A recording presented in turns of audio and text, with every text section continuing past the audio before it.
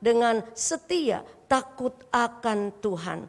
Terima kasih Tuhan, kami serahkan acara ini untuk Tuhan sertai, pimpin hingga selesai. Dalam nama Tuhan Yesus, kami sudah berdoa dan bersyukur atasnya. Haleluya, amin. Hadirin disilakan duduk kembali.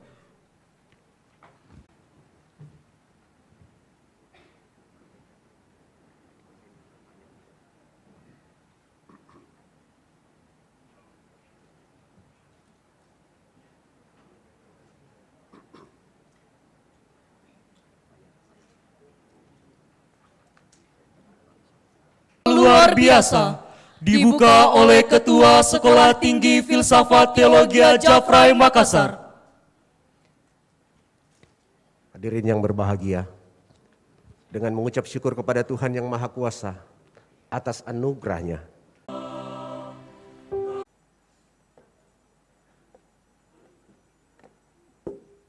Ketua Ikatan Alumni Pusat, Bapak Charles Tesi, MTH,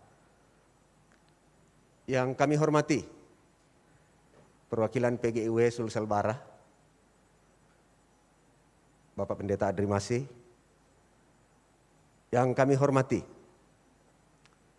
Ketua Wilayah GKI Indonesia Timur, Bapak Pendeta Dr. Charles Kamasi,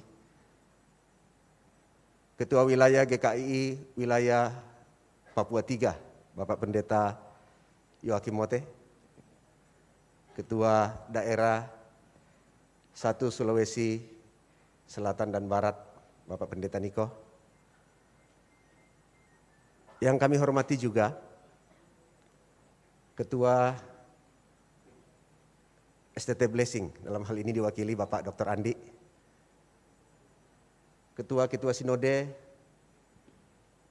Ketua Sinode GKSS Bapak Pendeta Ato, Ketua STT Intim Makassar, sahabat kami Ibu Pendeta Dr. Lydia Tandirerung, perwakilan Sinode yang hadir dari GKKA, GKY, Hoimtong, Kibait, dan beberapa sahabat gereja mitra yang berkesempatan hadir, para gembala, bagi para dosen, karyawan yang hadir, dan kami juga menyapa Bapak Profesor Syamsul Bahri Talib, MSc. Terima kasih sudah datang, Prof. Seluruh orang tua wisudawan yang berbahagia tentunya dan yang kami banggakan yang berkesempatan hadir. Baik itu pembina dalam hal ini juga, yayasan, dan semua stakeholders yang hadir pada kesempatan ini. Tentu laporan kami bersifat umum, Bapak Ibu. Yang pertama adalah dari segi kelembagaan, kami ingin menyampaikan pada kesempatan ini bahwa kami memiliki 2 program studi S1. Yang pertama adalah Prodi Filsafat Teologi dan juga Prodi Pendidikan Agama Kristen. Tentu ada pembagian konsentrasi untuk setiap prodi ini, di mana keduanya telah mendapatkan peringkat akreditasi baik sekali dari Badan Akreditasi Nasional Perguruan Tinggi. Selain itu, kami juga telah berhasil melaksanakan reakreditasi untuk program S2 Teologi dan program S3 Teologi. Dan keduanya juga telah mendapatkan peringkat akreditasi baik sekali dari Badan Akreditasi Nasional Perguruan Tinggi. Hari ini, dalam acara yang berbahagia ini, jumlah wisudawati S1 adalah 85 orang. Yang terdiri dari konsentrasi teologi 38 orang, pendidikan agama Kristen 23 orang, pelayanan anak remaja 12 orang, musik gerejawi 11 orang, dan konseling 1 orang. Jumlah mahasiswa baru untuk S1 adalah 131 orang, teologi 72 orang, pendidikan agama Kristen 23 orang, pelayanan anak remaja 10 orang, musik 18 orang, dan konseling 8 orang. Dan total jumlah mahasiswa S1 sekarang adalah 500. Program magister Kami juga ingin menyampaikan bahwa jumlah lulusan pada hari ini adalah 41 orang. Terdiri dari konsentrasi teologi 20 orang, biblika 2 orang, pendidikan agama Kristen 5 orang, holistic child development 3 orang, dan konseling 11 orang. Sementara jumlah mahasiswa baru adalah 14 orang. Terdiri dari 8 konsentrasi teologi, 4 biblika, 1 pendidikan agama Kristen, dan 1 HCD. Dengan demikian mahasiswa aktif pada program magister adalah 91 orang. Dari program doktor teologi, kami juga ingin melaporkan bahwa mahasiswa yang aktif sekarang adalah 88 orang, dengan jumlah mahasiswa baru 4 orang. Bapak Ibu Saudara yang dikasihi Tuhan, dalam periode ini, kami juga terus membangun kerjasama dengan berbagai kampus di kota Makassar maupun di luar kota. Salah satu yang hadir pada hari ini dari STT Inti Makassar, dan juga tentu dengan kampus-kampus yang lain yang ada, termasuk di dalamnya Universitas Kristen Indonesia Toraja, dan beberapa dari luar Makassar, baik dari Pulau Jawa, dari Pulau Kalimantan, dan bahkan dari Pulau Papua. Demi meningkatkan pengembangan kampus ke depan. Membangun kerjasama juga dengan gereja-gereja, sinode-sinode yang merupakan sahabat dan sekaligus pendukung. Selain itu, tentu kami terus berkoordinasi dengan pihak pemerintah, membangun kerjasama. LL Dikti dalam hal ini tentu yang selalu memberikan nasihat, memberikan arahan, dan semua hal yang diperlukan untuk pengembangan kampus. Terima kasih banyak bagi Kementerian Agama Republik Indonesia. Dalam hal ini Bimbingan Masyarakat Kristen Protestan, kami juga melakukan MOU dengan Kantor Departemen Agama Kota Makassar untuk membantu memfasilitasi penyediaan guru agama Kristen di sekolah-sekolah negeri yang ada di Kota Makassar. Dan tentu kita bersyukur untuk itu, karena dengan ini ada peluang atau ada tempat pelayanan bagi mahasiswa lulusan kita jurusan pendidikan agama Kristen juga. Selain itu, beberapa pelayanan yang lain seperti Evangelism Explosion International, LPMI, LAI, juga beberapa pelayanan lembaga luar negeri seperti CMA USA, OMF Korea, Pioneer Australia, OCA Australia, CMA Thailand, dan yang sedang kami jajaki juga adalah CAC Australia dan juga Brisbane School of Theology Australia, yang juga akan menyiapkan bagi kita dalam hal ini kesempatan untuk pengembangan dosen studi di luar negeri. Kami berharap bahwa kerjasama ini akan terus terbangun guna pengembangan kampus ke depan. Kami juga sedang menjajaki untuk kerjasama dengan Korea juga, Korea Selatan, untuk dapat meningkatkan pengembangan SDM dosen dan juga pertukaran dosen.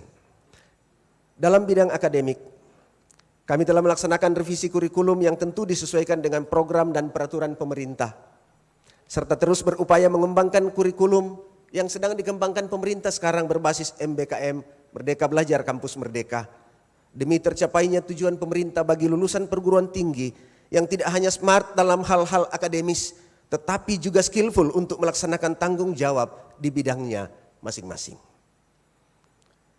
Dalam bidang penelitian, kami juga dengan bangga menyampaikan berbagai prestasi dosen di bidang penelitian, seperti penulisan buku, artikel jurnal, baik di jurnal-jurnal nasional terakreditasi Sinta, serta juga penulisan jurnal internasional bereputasi terindeks Scopus. Dan kami terus mendorong para dosen untuk melakukan dan mengembangkan penelitian serta mempublikasikan hasil penelitian mereka dalam jurnal-jurnal tersedia sebagai bentuk daripada pelaksanaan Tridharma perguruan tinggi. Dalam bidang pengabdian kepada masyarakat, Kami juga ingin melaporkan bahwa melalui lembaga penelitian dan juga melalui lembaga misi holistik,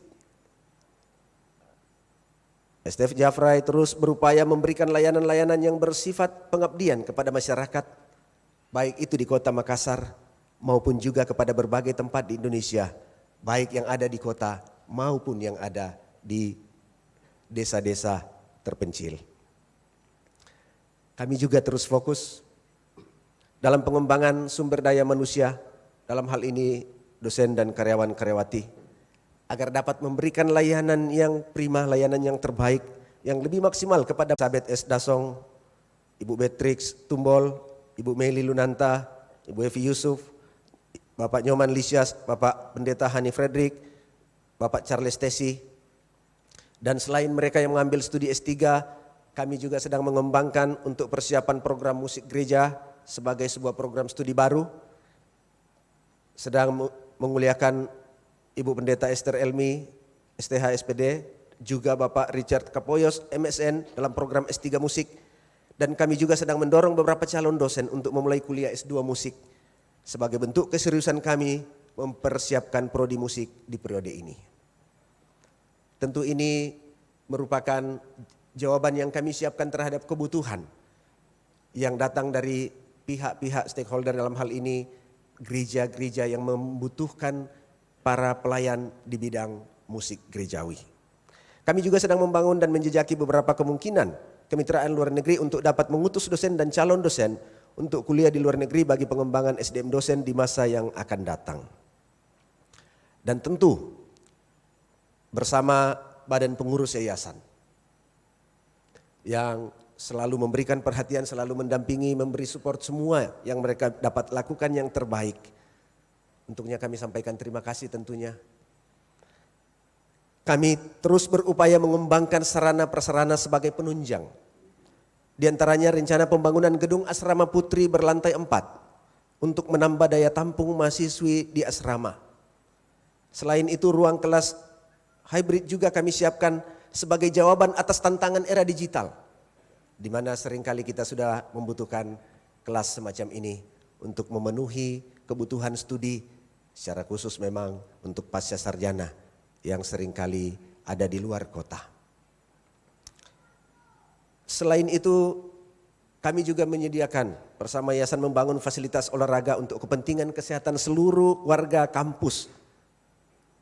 Tentu di masa pandemi olahraga dibutuhkan dan kami terus mengembangkan fasilitas ini juga untuk, dan selain itu memberi daya tarik tersendiri bagi mahasiswa yang datang karena mereka masih muda-muda dan biasanya masih suka olahraga.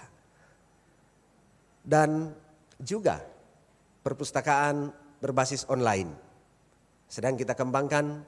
Kami bersyukur bahwa kita baru saja bertemu dengan CAC dari Australia, yaitu Center for Asian Christian, dan mereka mau mendukung hal ini. Mereka menyetujui ada 10.700 e-book sehingga kita bisa membangun perpustakaan online bagi kebutuhan pasca sarjana dan doktoral tentunya. Di akhir dari sambutan dan sekaligus laporan singkat saya, izinkan saya menyampaikan penghargaan dan terima kasih kami selaku institusi kepada semua pihak, semua stakeholders yang dalam hal ini terus memberi support bagi pengembangan STF Jafrai Makassar.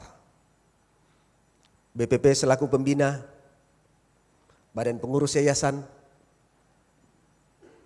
seluruh staf dosen dan juga karyawan-karyawati, terima kasih banyak untuk kerja keras Bapak Ibu semuanya. Juga gereja-gereja sahabat tanpa terkecuali, terima kasih banyak untuk semua dukungan. Tentu juga dalam hal ini pihak pemerintah mewakili Kementerian Pendidikan LL Dikti 9 dan juga dari Kementerian Agama Republik Indonesia, Bimbingan Masyarakat Kristen, beserta semua pihak lain yang tak dapat saya sebutkan satu persatu. Dan pada kesempatan berbahagia ini, tentu bagi para orang tua juga, mewakili masyarakat yang ada, yang memberikan kepercayaan kepada kami untuk memperlengkapi dan membina anak-anak Bapak Ibu Saudara di kampus tercinta.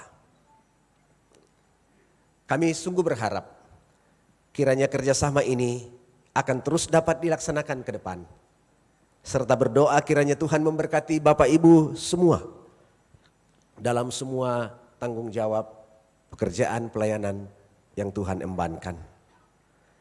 Demikianlah sambutan dan laporan yang saya sampaikan selaku Ketua Sekolah Tinggi Filsafat Teologi Jafrai Makassar.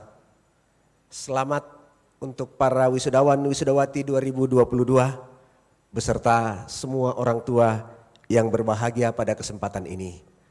Tuhan Yesus memberkati.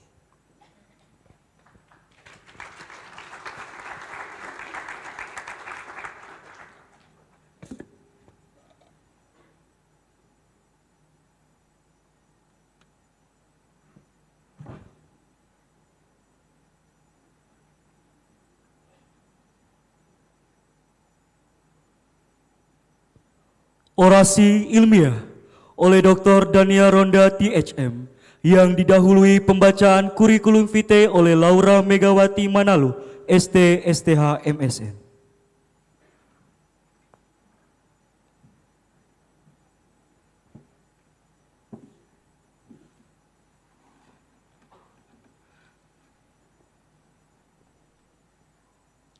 Selamat pagi, salam sejahtera bagi kita sekalian.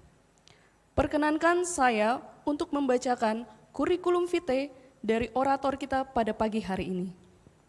Nama lengkap, Dr. Daniel Ronda, THM. Pelayanan saat ini, sebagai Ketua Umum Gereja Kemah Injil Indonesia dalam masa jabatan periode kedua, tahun 2021 sampai pada tahun 2026.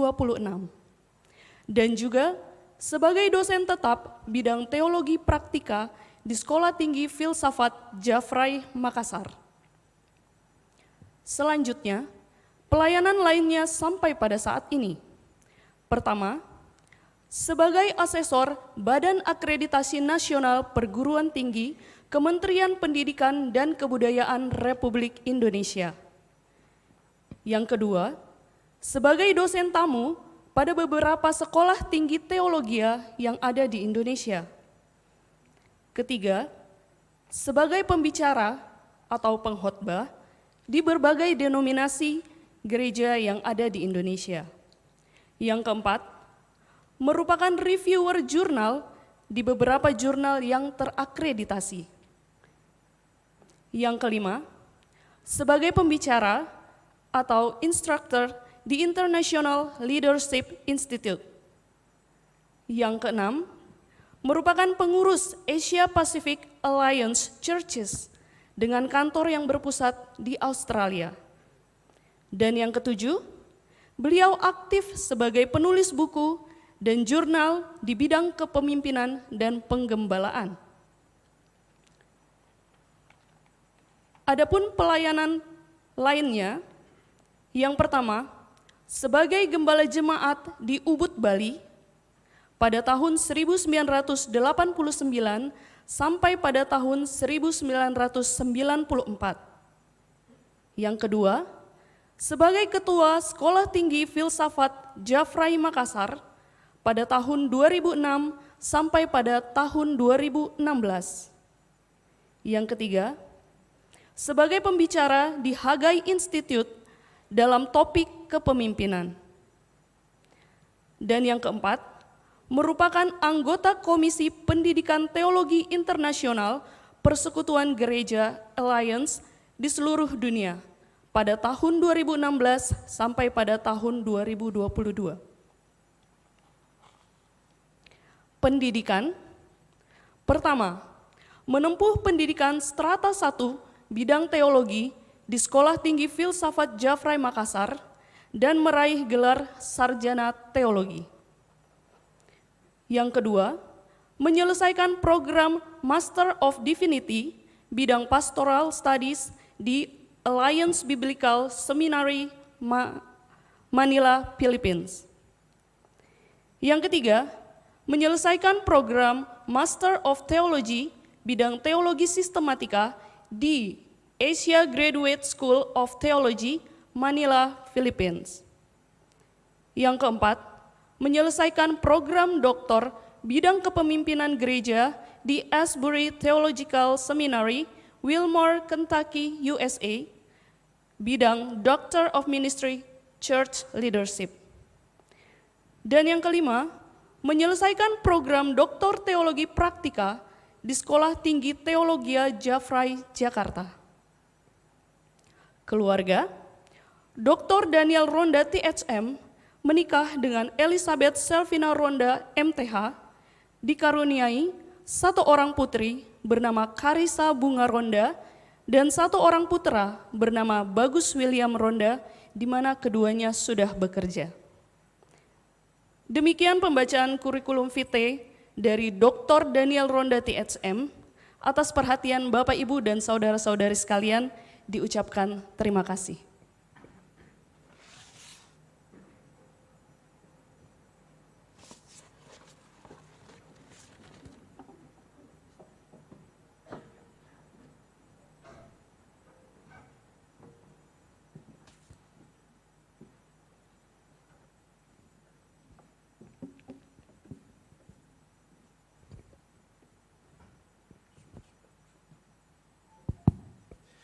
Bapak Ibu yang terkasih, selamat pagi, salam sejahtera buat kita semua, Shalom.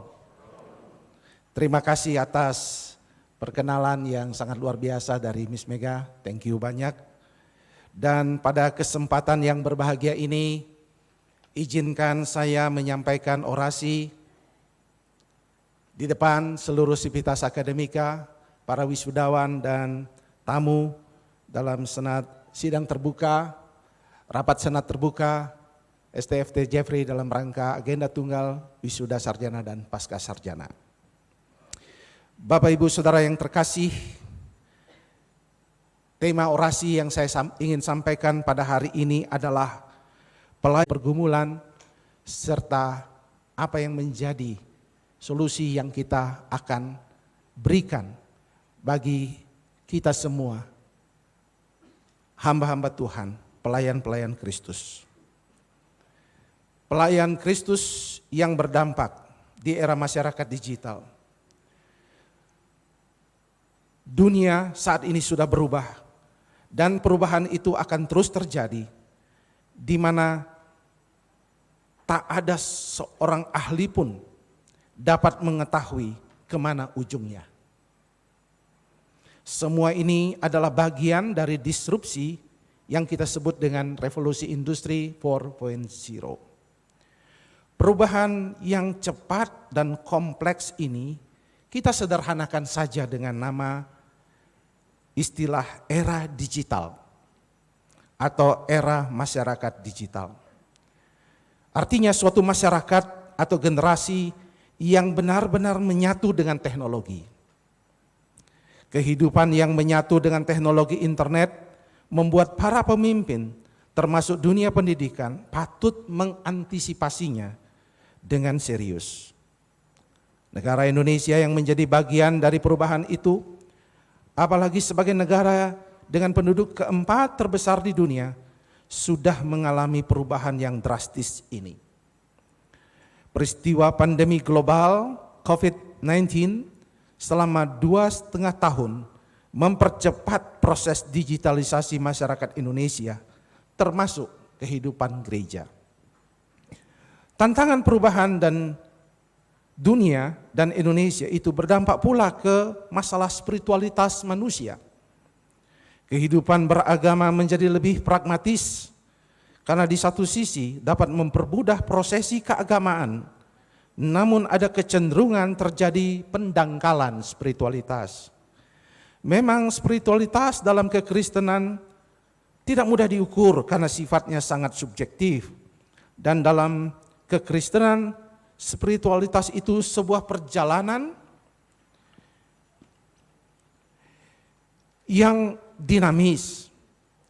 Walaupun demikian, hal ini tampak dengan hal ini tampak dengan banyaknya pemimpin rohani dadakan yang muncul di platform media sosial tanpa latar belakang teologi, namun menjadi populer karena pengaruhnya di media, seperti karena dia menjadi artis atau komedian.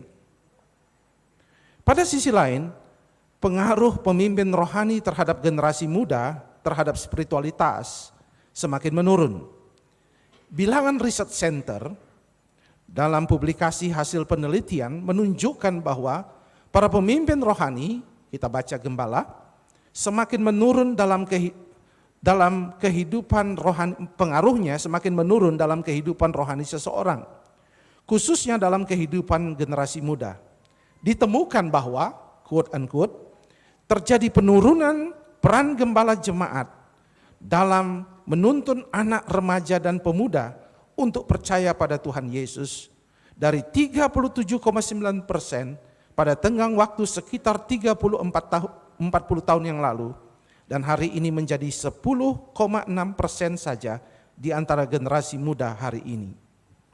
Dunia digital bukan hanya menghadirkan manfaat bagi kehidupan, tetapi kebangkitan nasionalisme agama membuat terjadinya konflik sosial. Maraknya kehidupan beragama justru ditandai dengan banyaknya kontroversi atau konflik antar agama di media sosial, seperti saling menyerang, menjelekkan antar pemimpin agama dan ajaran agama lain. Melihat latar belakang permasalahan yang dihadapi gereja saat ini, maka dapat dirumuskan permasalahan sebagai berikut. Pertama, bonus demografi yang sering disebut sebagai keuntungan negara Indonesia, di mana penduduk produktif mulai dari usia 16 sampai 64 tahun yang ada di kisaran 70% dari penduduk Indonesia ini memang bisa menjadi bonus, tetapi juga menjadi tantangan dan bencana bila tidak dikelola dengan benar.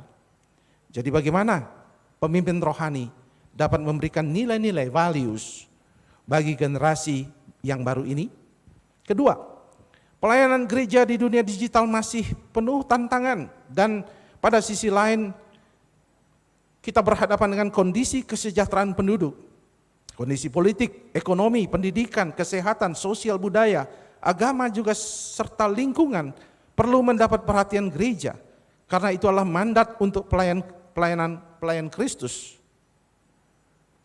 untuk dilayani. Tantangannya adalah pendekatan transformasional apakah yang dipakai untuk menjadi pemimpin rohani yang berdampak. Ketiga, belum tertatanya etika global masyarakat digital, sehingga konspirasi, kebohongan, rekayasa berita sudah menjadi makanan sehari-hari. Jika tidak ada gerakan etika, maka konflik diprediksi akan semakin menjadi, termasuk politik identitas yang dapat membawa perpecahan bangsa. Pergumulannya adalah bagaimana pelayan Kristus menghadirkan kemampuan yang otentik, yang menggambarkan kehidupan sebagai warga kerajaan Allah. Dalam menjawab pergumulan ini, maka tulisan ini memberikan kajian teoritis tentang kepemimpinan rohani yang dibutuhkan di era masyarakat digital, sejauh mana transformasi digital telah ikut dilakukan gereja, serta peran yang dilakukan pemimpin rohani untuk dapat berdampak secara signifikan dalam masyarakat digital. Hal yang pertama yang saya mau bahas adalah kepemimpinan yang diperlukan, dibutuhkan di dalam era masyarakat digital. Menjadi pelayan Kristus yang berdampak memerlukan kompetensi kepemimpinan. Ada 3 model kepemimpinan di era digital yang diperlukan. Tentu ada banyak model. Saya berfokus kepada 3 dalam konteks masyarakat digital. Yang pertama, kepemimpinan berbasis nilai. Values-based leadership. Kepemimpinan ini tidak hanya berbicara tentang keahlian teknis, seperti kemampuan penguasaan teknologi informasi, tetapi harus didasari kepada nilai-nilai yang dimiliki dalam memimpin. Dalam memasuki dunia digital, suatu organisasi termasuk gereja tidak dapat mencapai tujuan jika dibangun tanpa nilai. Jika demikian, maka gereja akan menghadapi situasi di mana budaya organisasi, jika tidak dibangun tanpa nilai maksudnya, maka budaya menjadi tidak kondusif karena tidak ada tanggung jawab dan etika moral rendah. Adalah James O.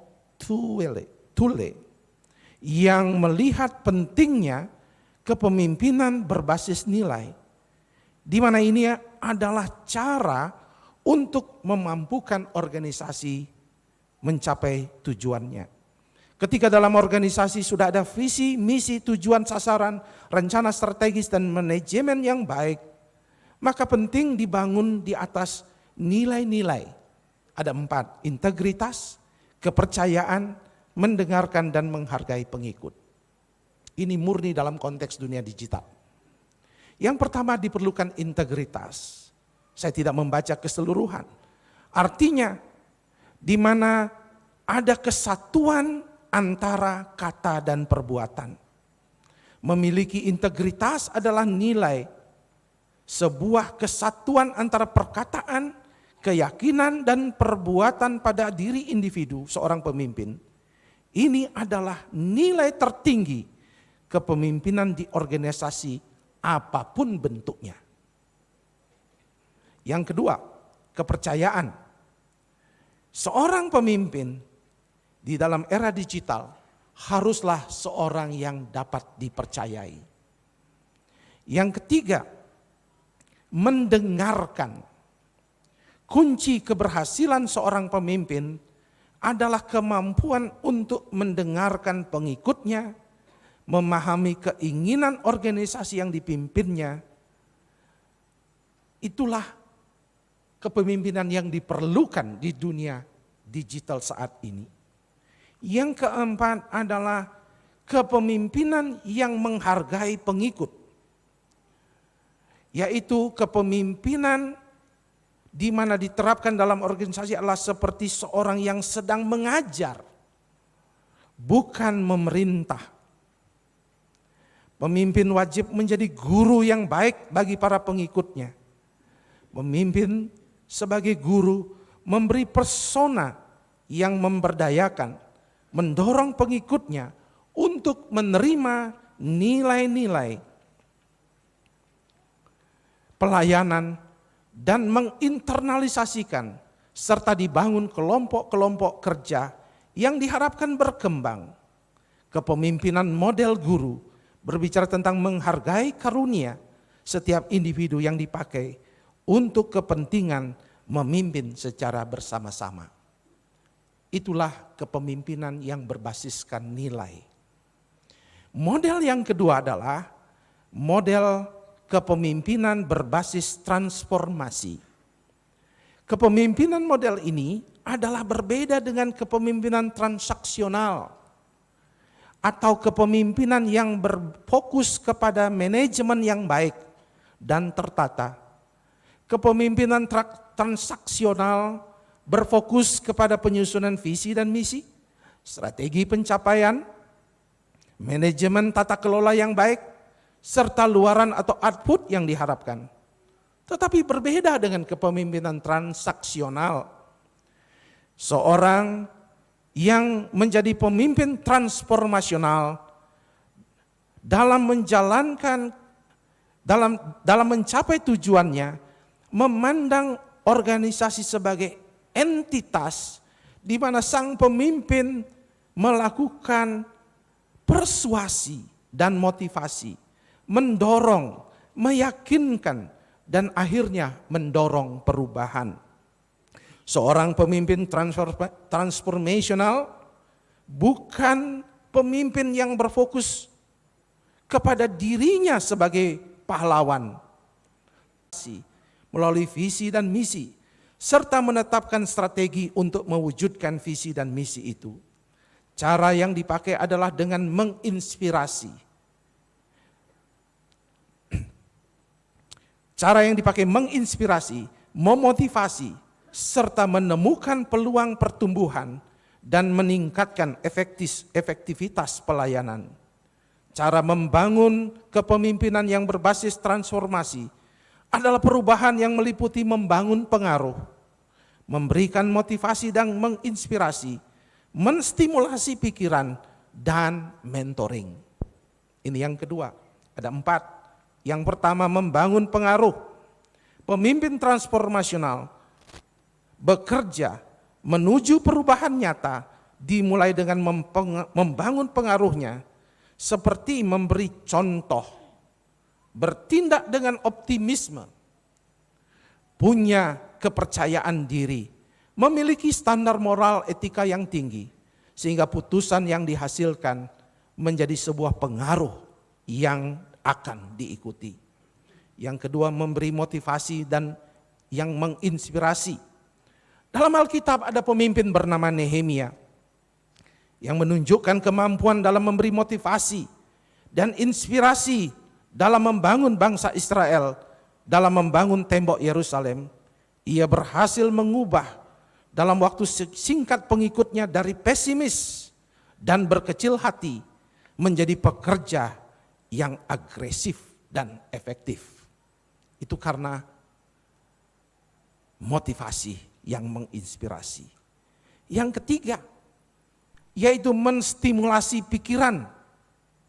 Caranya, pemimpin merangsang upaya dan refleksi dari pengikut melalui pertanyaan, asumsi yang kreatif dan inovatif tanpa kritik apapun terkait dengan ide-ide mereka. Kritik sebaiknya tidak dilakukan di dalam fase internal ini. Sebaliknya, ide-ide dibiarkan berbeda dari para pemimpin untuk memungkinkan perspektif yang berbeda terhadap masalah tersebut tanpa takut akan sanksi atau hukuman. Bahkan pemimpin dapat meminta pengikutnya menyampaikan saran yang radikal dan kontroversial yang tujuannya menghasilkan kreativitas dan perubahan. Saya baca seluruhnya karena ini penting dalam kepemimpinan Indonesia yang tidak ada. Menstimulasi pikiran orang-orang di sekitar kita. Yang keempat, mentoring. Dalam mementor, maka para pemimpin terlibat dalam peran mengajar dan melatih, sambil memberikan perhatian khusus kepada kebutuhan tiap individu dengan bertindak sebagai mentor. Pemimpin fokus pada kebutuhan yang harus dipenuhi untuk mendorong pertumbuhan dan pencapaian lebih lanjut di antara para pengikut. Para pemimpin diwajibkan mendengarkan, mengenali dan menerima perbedaan pada sifat tiap individu sehingga mereka mampu beradaptasi. Cara mementor ini berbeda dari satu kepada yang lain. Ada yang lebih lunak dengan mempedulikan, membimbing dan fleksibel. Tapi ada yang harus lebih keras dan lebih berorientasi pada pelaksanaan tugas. Tujuan mentoring menciptakan lingkungan yang aman bagi para pengikut untuk belajar dan mencoba tugas baru di mana mereka merasa dibimbing dan dipantau untuk mencapai tujuan organisasi. Ketiga, model pemimpinan yang ketiga yaitu kepemimpinan yang berbasis otentisitas. Kepemimpinan otentik mengembangkan perspektif bahwa untuk benar-benar berdampak dan bermanfaat bagi individu, pelayanan bangsa dan masyarakat yang beragam serta memperkuat kelebihan dirinya. Yang kedua, transparansi. Pemimpin yang otentik itu transparan dalam menanamkan kepercayaan dan berbagi perasaan dan pikiran serta terbuka berbagi informasi dengan orang lain sambil mencoba untuk menyeimbangkan dan meminimalkan emosi yang tidak pantas. Pemimpin yang relatif transparan menghargai keaslian, kebenaran dan keterbukaan. Pada saat yang sama, membimbing pengikut mereka dalam memahami sisi negatif dan positif pada diri mereka yang sebenarnya. Yang ketiga, membangun keseimbangan. Pemimpin otentik wajib membuat analisis data objektif yang komprehensif sebelum membuat keputusan akhir. Pemimpin harus menggunakan pendekatan pemrosesan, pengambilan keputusan dengan seimbang. Seorang pemimpin yang mampu bersikap objektif akan dihargai pengikutnya karena mampu mengolah informasi mana yang relevan maupun yang tidak relevan tanpa asumsi yang negatif, opini atau perasaan negatif. Dengan putusan yang objektif serta siap menerima hasil negatif dan positif dari analisis, pemimpin jauh lebih otentik daripada didorong oleh subjektivitas yang bias. Yang keempat, memiliki etika moral yang alkitabiah. Pemimpin otentik adalah pemimpin yang membangun kepemimpinan diri dan menjadi dalam dirinya. Pedoman pemimpin adalah dipandu oleh nilai-nilai dan standar moral Alkitab, sehingga pemimpin berdiri melawan tekanan sosial, kelompok, serta mendasarkan nilai-nilai Alkitabiah ke dalam nilai-nilai organisasi pelayanan. Pemimpin yang beretika adalah pemimpin yang membangun diri dalam kerendahan hati. Kita masuk kepada pokok bahasan berikutnya yang akan kita gabungkan nantinya. Transformasi digital gereja, dalam gereja.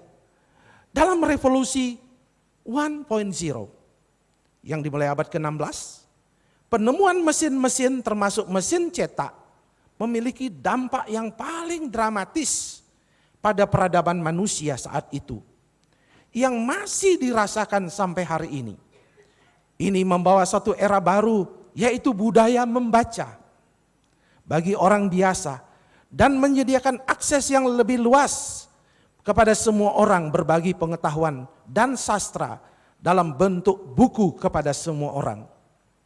Teknologi ini menyebabkan tokoh reformasi Martin Luther dan para reformator untuk membawa Alkitab ke dalam rumah. Saya hanya beri catatan singkat, waktu abad itu orang tidak bawa Alkitab, tapi memiliki Alkitab besar di gereja dan orang datang membaca. Tapi ini catatan kaki yang saya tambahkan. Dan revolusi industri 1.0 membawa Alkitab ke dalam rumah. Di mana dan kehidupan sehari-hari orang, membawa Alkitab ke dalam rumah dan kehidupan sehari-hari orang. Itu memungkinkan produksi katekismus untuk setiap tradisi Kristen yang dengan cepat menjadi pusat pendidikan agama untuk anak-anak dan orang dewasa. Gereja Kristen adalah pengadopsi awal teknologi baru mesin cetak dan revolusi yang dimulainya. Ini mengubah kekristenan menjadi berkembang dan bertumbuh secara luar biasa sampai ke seluruh dunia. Pada abad ke-21 ini muncullah revolusi baru yang disebut revolusi digital. Yang dimulai dengan penemuan internet, berlatar beragam alat digital dan teknologi, dan platform media sosial memiliki dampak dramatis yang sama pada masyarakat dunia termasuk gereja Kristen. Perpaduan antara, minta maaf saya memakai istilah-istilah teknologi, antara media streaming, video conference, website, platform pembelajaran online, dan media sosial telah mengubah seluruh aspek kehidupan manusia, termasuk pelayanan gereja yaitu ibadah, seminar, dan pemuridan lainnya. Penemuan teknologi digital dan transformasi yang masih terus berlangsung adalah kisah paling fenomenal di awal abad ke-21. Dalam buku Network, The New Social Operating System yang ditulis oleh Lee Reyne dan Barry Wellman menyatakan ada 3 dampak besar yang akan ditimbulkan revolusi digital, yaitu adanya jejaring sosial, internet, dan konektivitas selular pada kehidupan manusia. Bersatunya ketiga faktor ini telah berhasil menggeser kehidupan sosial masyarakat dari keluarga, lingkungan, dan hubungan kelompok yang terjalin erat melalui erat menjadi jaringan pribadi yang lebih luas dan beragam. Revolusi jaringan sosial memberikan peluang bagi orang untuk menjangkau dunia melampaui komunitasnya sendiri, yang mana memberikan keragaman dalam hubungan sosial tanpa batas, serta jembatan untuk terwujudnya dunia baru. Revolusi internet telah menjadi kekuatan komunikasi dan kemampuan mendapatkan informasi yang berlimpah, memungkinkan setiap orang menjadi penerbit dan penyiar bagi diri mereka sendiri dengan adanya platform media sosial yang ada. Ini menciptakan metode baru untuk jejaring sosial. Revolusi telepon seluler telah secara mendasar mengubah hubungan antara informasi, waktu, dan ruang. Informasi telah menjadi lebih mudah, partisipatif, dan pribadi. Orang-orang dari segala usia sekarang membuat konten melalui jejaring sosial dan media sosial yang tersedia. Dengan adanya kenyataan di mana kebanyakan orang telah menjadi penerbit dan penyiar, dan di mana sudah tersedia teknologi pencarian yang hebat, salah satunya adalah Google. Ini memudahkan untuk menemukan konten yang diingini dan terhubung dengan orang yang memiliki selera, gaya hidup, keyakinan politik, praktek spiritual, kondisi kesehatan yang sama. Orang juga dengan mudah terhubung dengan orang lain lewat media sosial yang dibangunnya. Dari fenomena di atas, maka dapat dirumuskan ada 6 karakteristik digitalisasi yang perlu dipahami oleh para pemimpin. Karena ini berhubungan dengan penjelasan awal dari tulisan ini. Bagaimana gereja mampu memahami kondisi masyarakat digital saat ini. 6 karakteristik ini saya tidak baca secara keseluruhan. Yang pertama, interkoneksi dan integrasi. Semuanya telah menyatu dan terkoneksi. Yang kedua, tidak ada jeda waktu dan kelimpahan informasi. Itu karakteristik yang kedua. Berita hari ini di Jakarta dengan cepat tiba di pedalaman-pedalaman tanpa ada jeda waktu. Era koran tidak seperti itu. Dan sekarang kita kelimpahan informasi. Sampai kita pusing mana yang benar. Yang ketiga, transparansi dan kompleksitas. Tidak ada yang bisa ditutupi di dunia sekarang. Dan sangat kompleks. Yang keempat, tidak ada hierarki dan penghapusan penghalang pribadi. Karakteristik ini perlu Bapak Ibu pahami. Karena tidak ada lagi orang yang pintar, yang tua, yang dikatakan profesor lebih pintar daripada murid kita. Tidak ada lagi. Seperti itu zaman sekarang. Makanya di perusahaan-perusahaan terkenal, orang menggunakan namanya program pendampingan terbalik. Reverse mentoring program. Apa artinya? Di mana yang muda akan dibimbing, yang tua akan dibimbing oleh yang muda. Reverse mentoring program. Ini akibat dari karakteristik yang keempat, tidak adanya hierarki. Dan generasi muda juga tidak bisa lagi bekerja jam 8 sampai jam 4 sore. Mereka bekerja mulai jam 11 sampai jam 11 malam. Yang kelima, pembuat keputusan dan tingginya integritas. Artinya, semua keputusan manajemen sekarang sudah dibantu oleh teknologi. Karena ketika kita mempromosikan sesuatu, orang tahu berapa kali dilihat orang, kapan dilihat, dan analitiknya sangat luar biasa. Digital telah membantu para pemimpin untuk membuat keputusan dan tingginya integritas di dalam pembuat keputusan. Dan yang keenam, dampak yang memanusiakan.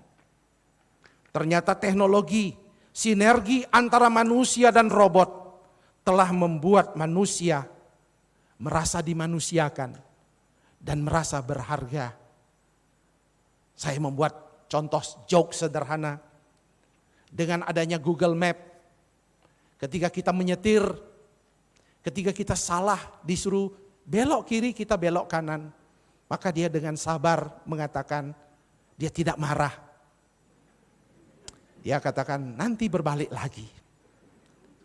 Tapi kalau istri kita di samping kita, dia akan marah luar biasa.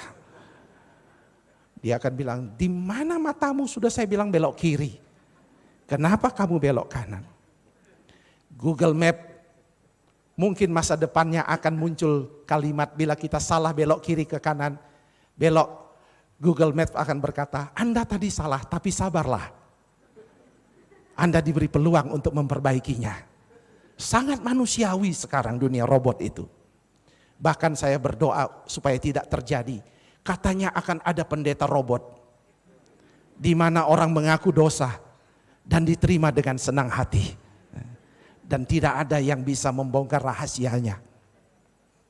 Saya berdoa tidak ada. Kalau begitu sekolah kita tutup nanti. Dari karakteristik digitalisasi ini, ternyata penerapan praktis yang meluas dari revolusi digital ke dalam kehidupan dan pelayanan gereja harus diakui merupakan proses yang lambat. Tidak dengan era revolusi industri yang pertama itu, Martin Luther dan reformasi yang melakukannya. Memang ada gereja perkotaan seperti di Indonesia menjadi inovator dan mengadopsi awal teknologi digital baru sejak dekade pertama di tahun 2000-an.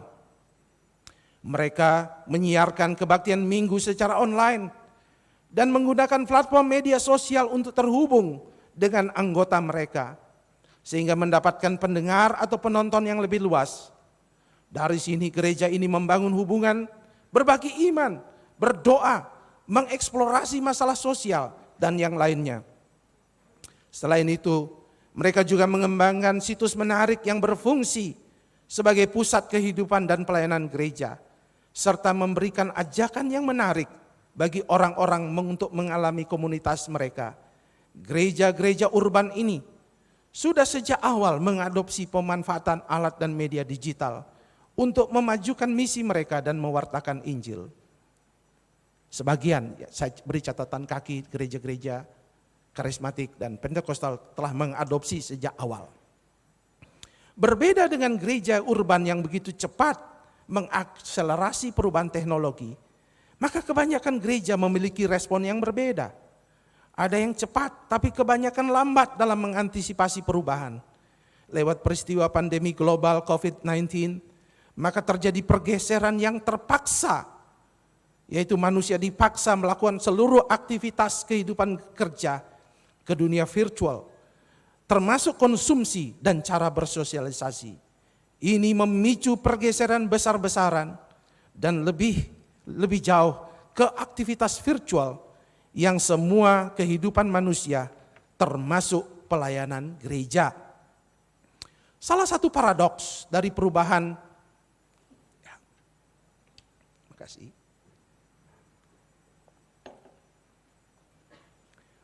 Salah satu paradoks dari perubahan dalam masa pandemi ini adalah ketika orang-orang mengasingkan diri dan belajar atau bekerja dari jarak jauh, justru banyak yang menemukan kembali ikatan sosial yang lebih banyak daripada sebelumnya. Contohnya dengan Zoom, ada banyak pertemuan dilakukan, reuni keluarga, perayaan ulang tahun, pertemuan dengan anggota keluarga dan teman, dan banyak lagi. Orang-orang mulai beralih secara alami, beralih ke platform media sosial untuk memenuhi kebutuhan manusia yang paling mendasar ini. Pandemi telah mempercepat perkembangan identitas manusia hybrid, yaitu menjalani kehidupan mereka secara online dan offline. Alih-alih menganggap keduanya terpisah, manusia modern menyadari bahwa kehidupan mereka merangkul secara langsung, fisik dan online, virtual. ketika diaplikasikan ke dalam kehidupan pelayanan gereja, maka mereka sekarang hidup dalam komunitas Kristen hybrid. Karena gereja telah memasukkan alat, metode dan media digital dalam kehidupan gereja dan pembentukan iman. Gereja memelihara hubungan, pertumbuhan rohani, penyembahan dan pembelajaran, dan mereka terlibat dalam pelayanan secara pribadi dan online. Melalui media sosial, para anggota memupuk koneksi online yang tidak jauh berbeda hubungan dengan yang ada sebelum internet dan telepon genggam. Pandemi COVID-19 telah menjadi alat penyadaran untuk gereja dalam penggunaan teknologi digital dan media sosial dalam kehidupan gereja dan pembentukan iman. Gereja-gereja urban yang sudah mengadopsi sejak awal justru meningkatkan inisiatif mereka untuk mengatasi tantangan pandemi dan menghilangkan pertemuan baik sebagai fisik sebagai tempat pelayanan. Gereja-gereja lain yang lambat mengadopsi pendekatan digital atau menolak dunia digital berjuang untuk beradaptasi dengan cepat dalam menghadapi tantangan pandemi.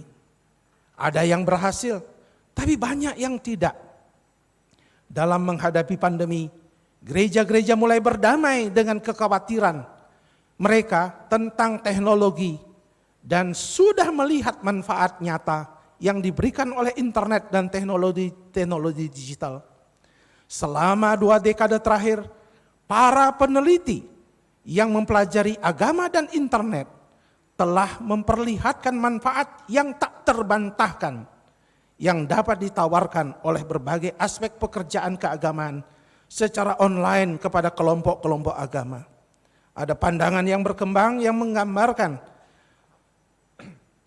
bagaimana pindah ke dunia digital berpotensi memperluas pengaruh kelompok agama ke pendengar baru dan menciptakan peluang untuk penjangkauan. Merangkul teknologi untuk tujuan pelayanan rohani telah terbukti menjadi strategi vital selama pandemi dan seterusnya dalam dekade yang akan datang.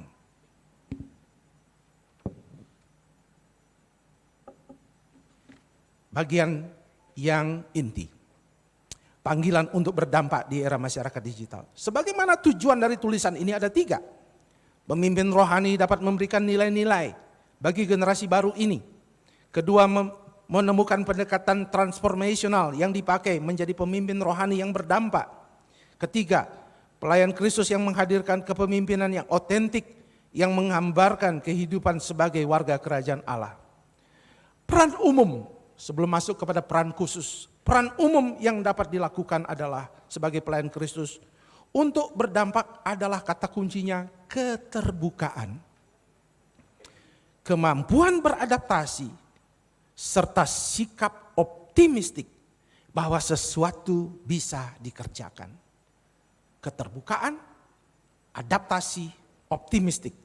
Warren Bennis berkata, mengenai masalah unsur natur kepemimpinan dengan memelihara hal tersebut, supaya para pemimpin menjadi efektif di dunia digital ini, ada hubungannya dengan keterbukaan terhadap yang baru. Hal ini didasarkan pada banyak faktor, terkadang kepribadian seseorang. Selain ketahanan dan keterbukaan, kualitas kapasitas adaptif adalah rasa optimis dapat melakukan dan mau mencoba. Secara khusus, ada beberapa peran pekerja Kristus yang perlu dilakukan untuk dapat berdampak di era masyarakat digital. Yang pertama, pemimpin wajib memiliki fondasi nilai-nilai dalam kehidupan organisasi yang dipimpinnya.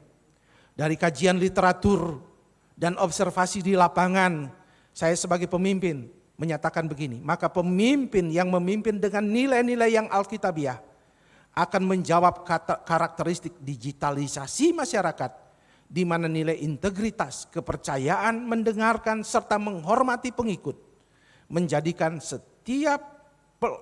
pelayanan siap melayani di masyarakat hybrid ini. Milikilah karakteristik berbasis nilai itu. Yang kedua, para pemimpin wajib melakukan terobosan perubahan, transformational leadership, melalui membangun pengaruh, memberi motivasi yang menginspirasi, menstimulasi pikiran, dan mentoring. Juga relevan dalam masyarakat karakteristik digital ini. Yang harus dilakukan pemimpin adalah terus belajar, berani membuat perubahan, dan mempraktekkan pelayanan langsung pelayanan di dunia digital. Tidak perlu terlalu banyak teori, ada 3 jenis yang harus dilakukan secara bersama, yaitu belajar, learning, berubah, changing, dan melakukan, doing, adalah dimensi internal yang terintegrasi dari proses pengembangan kepemimpinan transformational yang berkelanjutan untuk menciptakan perubahan positif bagi organisasi keagamaan ataupun organisasi nirlaba. Sudah waktunya gereja berani memasuki pelayanan dunia digital yang lebih serius, mengingat dampak besar yang dihasilkan dari pelayanan ini. Karakteristik kreativitas generasi Z dan post Z, istilah yang saya ambil dari Badan Pusat Statistik Nasional, BPS Nasional. Istilahnya generasi Z dan post Z, bukan lagi generasi namanya milenial yang kita sedang hadapi.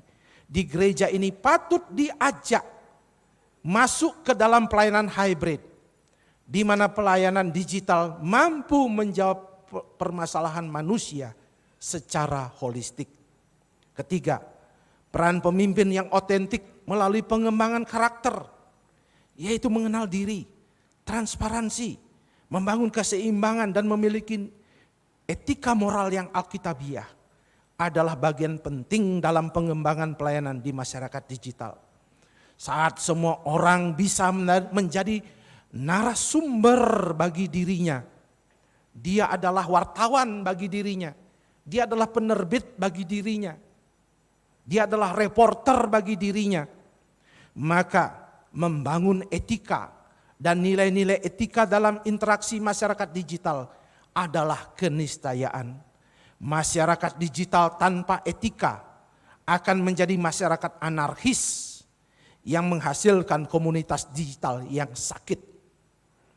Edukasi tentang bagaimana menjadi warganet yang baik dan beretika adalah panggilan utama sebagai pelayan Kristus. Di dalamnya termasuk mempromosikan moderasi beragama sebagai perwujudan dari membangun etika bersama secara global. Kesimpulan dan refleksi. Masyarakat digital sudah mengadopsi gaya hidup hybrid, di mana proses ini dipercepat dengan adanya pandemi COVID-19. Pekerja Kristus harus keluar dalam tanda petik dengan ada di dunia digital. Ia diharapkan membangun pelayanannya dengan model kepemimpinan berbasis nilai, kepemimpinan transformational, dan kepemimpinan yang otentik. Dari bangunan kepemimpinan yang solid ini, diharapkan pekerja bukan hanya memahami karakteristik dari era digital, namun juga dapat melakukan transformasi digital pada dirinya, pada keluarga, lembaga, gereja, dan masyarakat yang dilayaninya. Semua ini dimulai dari sikap terbuka dan adaptif karena perubahan yang ada saat ini belum berhenti dan masih panjang. Contohnya, fenomena gereja metaverse, di mana nanti orang boleh tidak hadir, tapi secara fisik kelihatan dia duduk, tapi dia sebenarnya ada di rumah. Gereja metaverse. Misalnya, fenomena gereja metaverse ini adalah sebuah studi yang harus kita cermati terlebih dahulu, di mana ini hanya membuktikan apa yang kita bicarakan hari ini. Perubahan yang kita bicarakan hari ini belum selesai. Jadi, PR kita masih panjang. Oleh sebab itu, saya hanya menitipkan ini kepada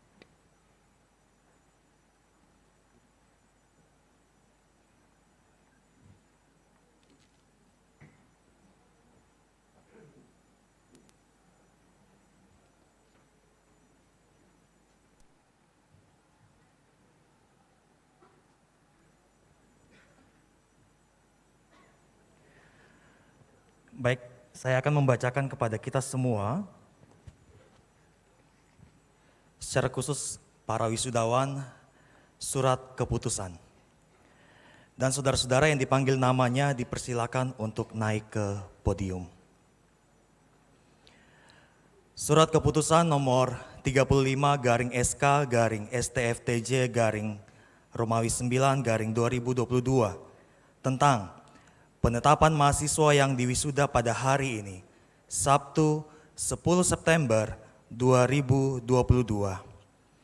Direktur Pasca Sarjana Sekolah Tinggi Filsafat Teologia Jafrai Makassar menimbang bahwa mahasiswa yang telah menyelesaikan satu jenjang program pendidikan di Sekolah Tinggi Filsafat Teologia Jafrai Makassar perlu diwisuda. Mengingat 1.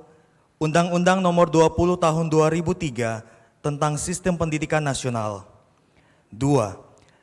Kepmendiknas Nomor 178/U/2003 tentang gelar dan lulusan perguruan tinggi. 3. Surat Keputusan Badan Akreditasi Nasional Perguruan Tinggi Departemen Pendidikan Nasional Republik Indonesia Nomor 2842-SK-Ban-PT-Akred-M-Romawi 5-2021 tanggal 11 Mei 2021. 4. Izin penyelenggara Ditjen Bimas Kristen nomor 421 tahun 2018 tentang pemberian izin penyelenggaraan program Stratum 2 program studi teologi tanggal 19 Oktober 2018. Memperhatikan pertimbangan rapat pimpinan STFT Jafrai Makassar pada tanggal 7 September 2022 memutuskan menetapkan 1. Mahasiswa yang namanya tercantum dalam lampiran surat keputusan ini dinyatakan telah memenuhi persyaratan untuk diwisuda pada tanggal 10 September 2022. 2. Mahasiswa yang diwisuda berhak memakai gelar kesarjanaan sesuai dengan jenjang program pendidikan yang telah diselesaikan. 3. Demikian surat keputusan ini dikeluarkan dengan ketentuan bahwa bila mana di kemudian hari ternyata terdapat kekeliruan dalam surat keputusan ini akan diperbaiki seperlunya. Ditetapkan di Makassar pada tanggal 10 September 2022, Direktur Pasca Sarjana STFT Jafrai, Dr. Robi Panggara, MTH. Lampiran surat keputusan nomor 35-SK-STFTJ-Romawi 9-2022 tentang penetapan mahasiswa yang diwisuda pada Sabtu tanggal 10 September 2022. Magister Teologi, konsentrasi Teologi. 1. Nama, Sharon Putra Sore. Predikat kelulusan, sangat memuaskan.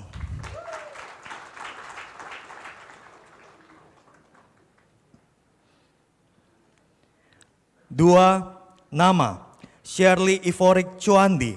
Predikat kelulusan, cum laude.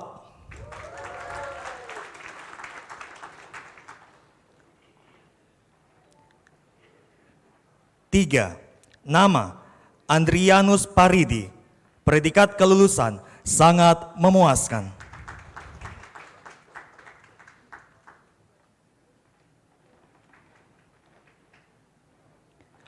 4. Nama, Octavianus.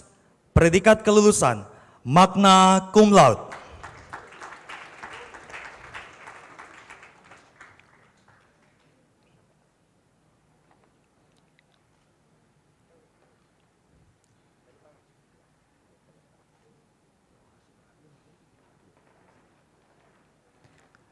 5. Nama, Moses Sabandar. Predikat kelulusan, cum laude.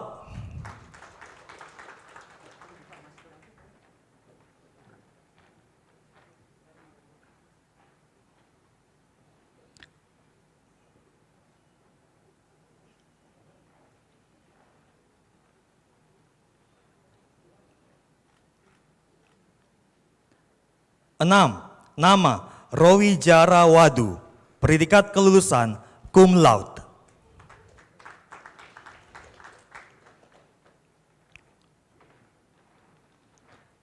7.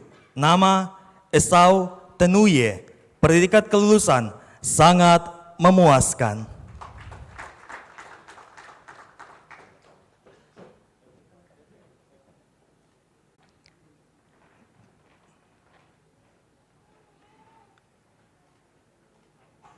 Delapan, nama Damaris Alopen, predikat kelulusan cum laude.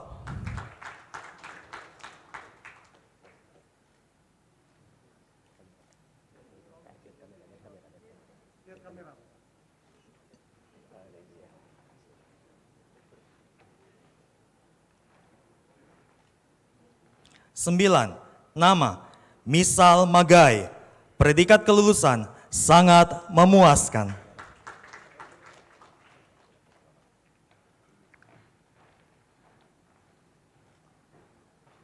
Sepuluh, nama Gradus Bunai, predikat kelulusan sangat memuaskan.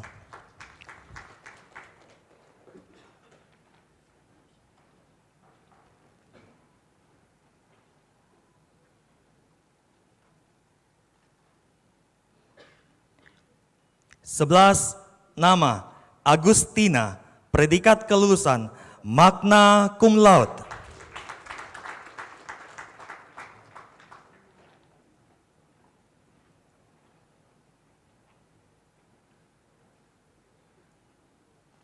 Dua belas, nama Frankie Wilson Mentasan, predikat kelulusan cum laude.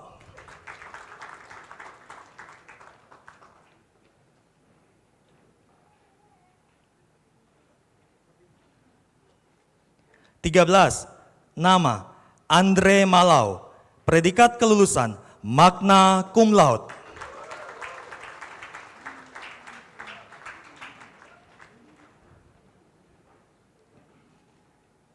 14. Nama Gabriel Yobert Rajo, predikat kelulusan cum laude.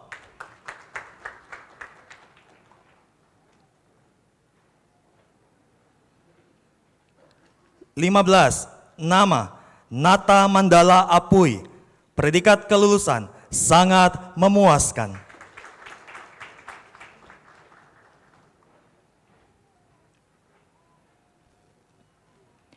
16. Nama Windy Dennis Anastasia Hari, predikat kelulusan magna cum laude.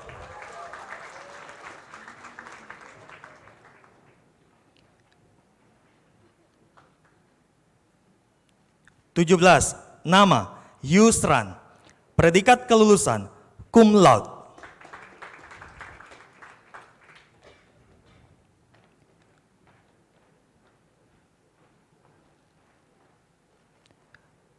18. Nama Dewi Tanmalika Yara, predikat kelulusan cum laude.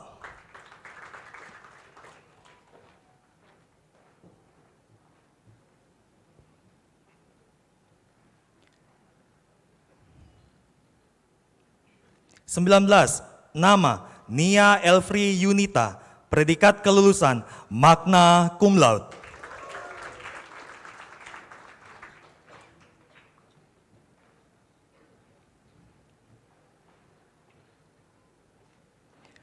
20. Nama Elianata Ratuk Ramang, predikat kelulusan magna cum laude.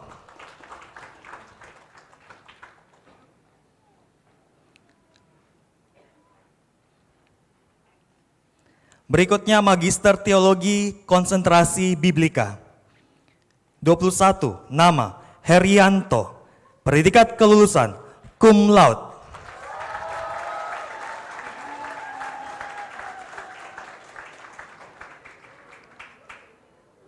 22. Nama Yanto Antonius Thomas, predikat kelulusan magna cum laude.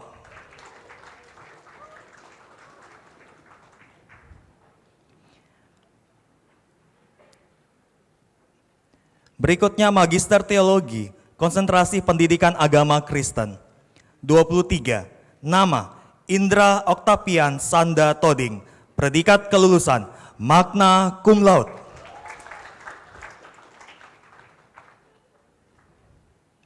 24. Nama Merpen Nawipa, predikat kelulusan sangat memuaskan.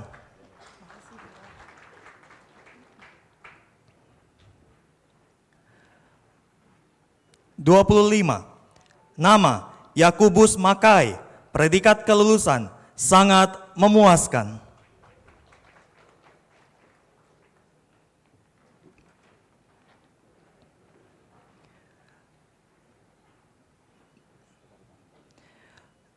(26) Nama Pelimon Madai, predikat kelulusan cum laude.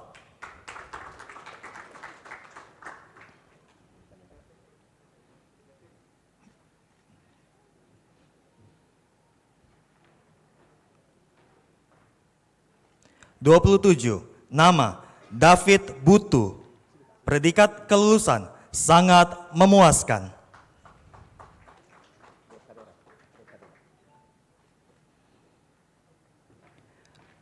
Berikutnya, Magister Teologi Konsentrasi Holistic Children Development. 28. Nama Fernie Marlien, predikat kelulusan cum laude.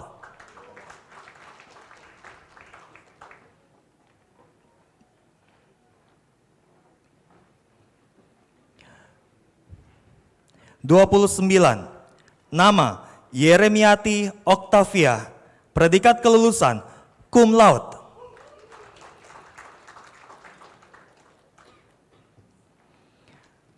(30) Nama Jessica Tirsa Vele, predikat kelulusan sangat memuaskan.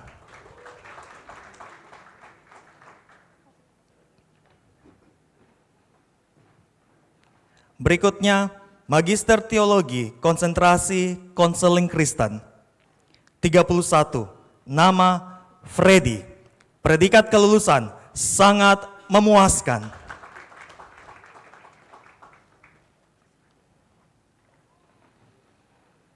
(32) Nama Desi Mariam, predikat kelulusan sangat memuaskan.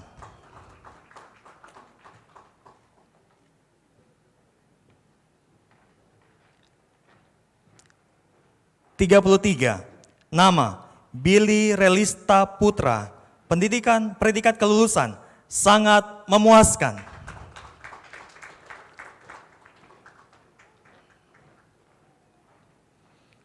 (34) Nama Kepas Pongmundan, predikat kelulusan sangat memuaskan.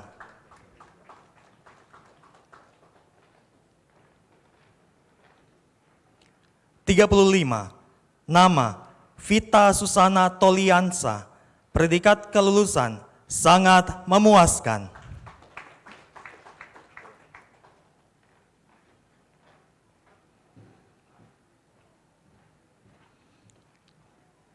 (36) Nama Victor Surga Dale, predikat kelulusan sangat memuaskan.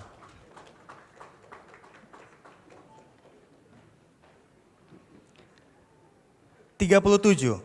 Nama Nurhayati Saragih, predikat kelulusan sangat memuaskan.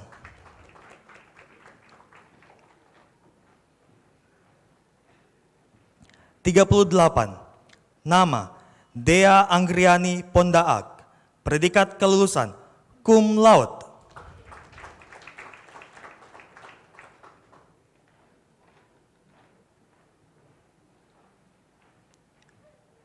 39. Nama Dewi Utari, predikat kelulusan sangat memuaskan.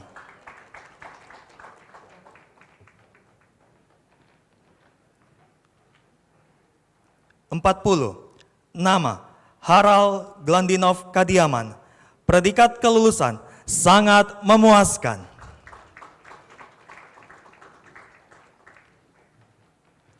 41. Nama Robertson Yusia, predikat kelulusan cum laude.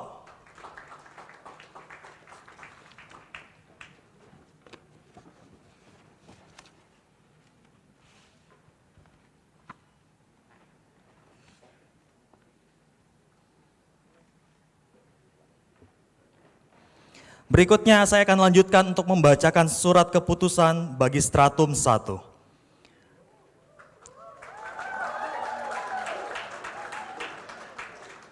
Surat keputusan nomor 33 garing SK garing STFTJ garing Romawi 9 garing 2022 tentang penetapan mahasiswa yang diwisuda pada hari ini Sabtu tanggal 10 September 2022. Ketua Sekolah Tinggi Filsafat Teologia Jafrai Makassar menimbang bahwa mahasiswa yang telah menyelesaikan satu jenjang program pendidikan di Sekolah Tinggi Filsafat Teologia Jafrai Makassar perlu diwisuda. Mengingat 1. Undang-Undang Nomor 20 Tahun 2003 tentang Sistem Pendidikan Nasional. 2. Kepmendiknas Nomor 178/U/2003 tentang gelar dan lulusan perguruan tinggi. 3. Surat Keputusan Badan Akreditasi Nasional Perguruan Tinggi Departemen Pendidikan Nasional Republik Indonesia Nomor 367/SK/Ban PT/Akred/PT/Romawi 4/2021 tanggal 27 April 2021. 4. Izin penyelenggaraan Ditjen Bimas Kristen nomor 420 tahun 2018. Memperhatikan pertimbangan rapat pimpinan STFT pada tanggal 5 September 2022 memutuskan menetapkan 1. Mahasiswa yang namanya tercantum dalam lampiran surat keputusan ini dinyatakan telah memenuhi persyaratan untuk diwisuda pada tanggal 10 September 2022. 2. Program mahasiswa yang diwisuda berhak memakai gelar kesejanaan sesuai dengan jenjang program pendidikan yang telah diselesaikan. 3. Demikian surat keputusan ini dikeluarkan dengan ketentuan bahwa bila mana di kemudian hari terdapat kekeliruan dalam surat keputusan ini, maka akan diperbaiki seperlunya. Ditetapkan di Makassar pada tanggal 10 September 2022, Ketua STFT Jafrai Makassar, Pendeta Dr. Robi Panggara, MTH. Lampiran surat keputusan nomor 33/SK/STFTJ/Romawi 9/2022 tentang penetapan mahasiswa yang diwisuda pada hari ini, Sabtu, tanggal 10 September 2022. Program Sarjana 1. Lino Baros Buntulia, predikat kelulusan sangat memuaskan.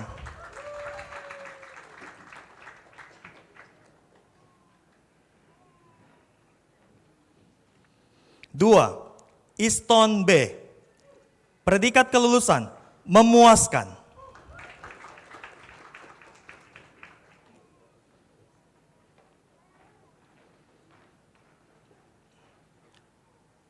3. Kevin Pagalla, predikat kelulusan sangat memuaskan.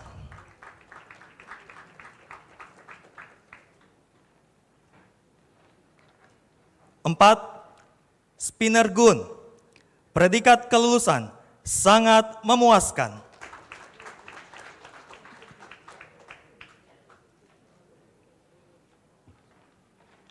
5.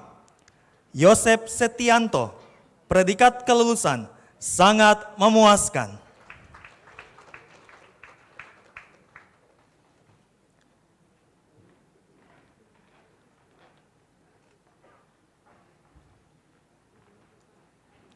6. Denny, predikat kelulusan sangat memuaskan. 7. Desem Lian, predikat kelulusan sangat memuaskan.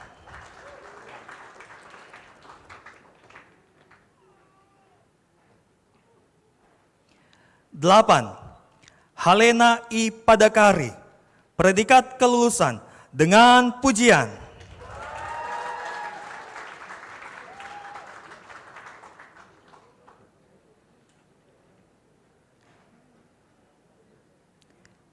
9. Kori, predikat kelulusan sangat memuaskan. 10.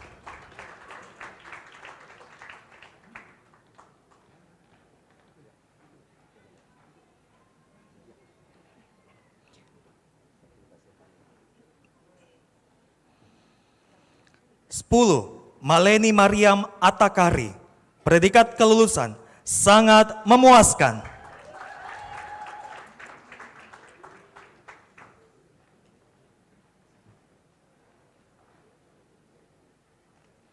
11. Rate Alo. Predikat kelulusan sangat memuaskan.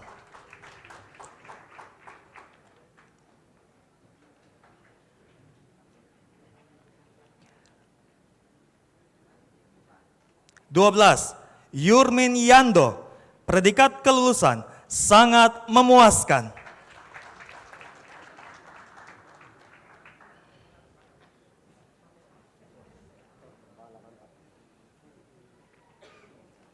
13. Richard Everson Bill Sumigar.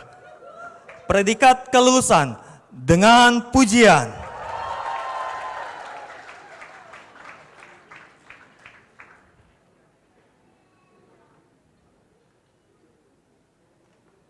14.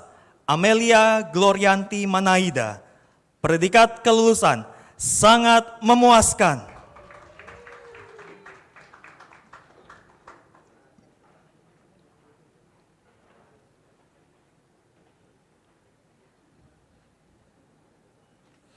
15. Karlina P. Lolongan. Predikat kelulusan dengan pujian.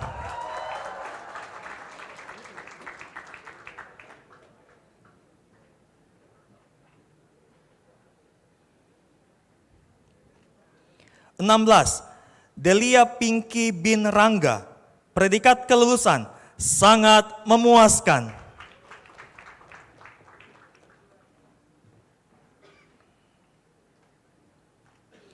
17. Eli Agung.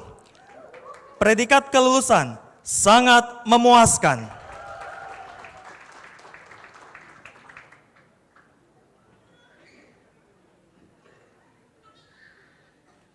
18. Elia Dede Kurniawan. Predikat kelulusan sangat memuaskan.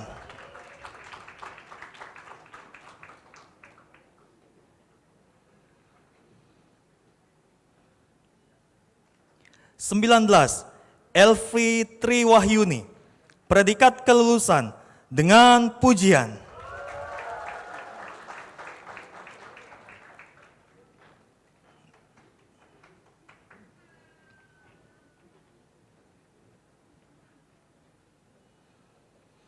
20. Feby Bunga Pari.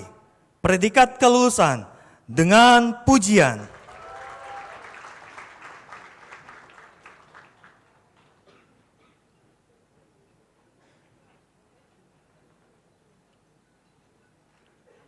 21. Frerianus Erwin. Predikat kelulusan dengan pujian.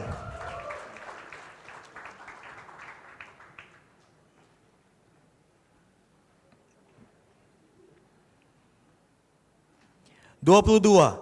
Hagai. Predikat kelulusan dengan pujian.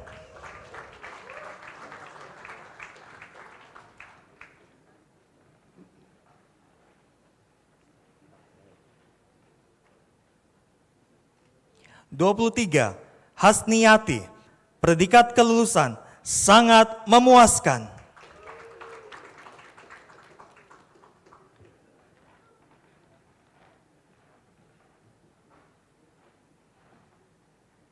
24. Helena Dionesia Pembuain. Predikat kelulusan sangat memuaskan.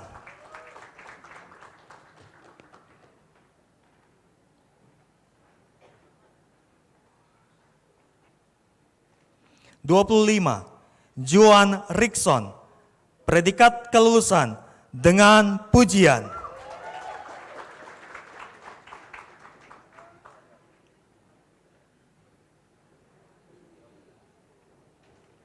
26. Julianus Bui. Predikat kelulusan dengan pujian.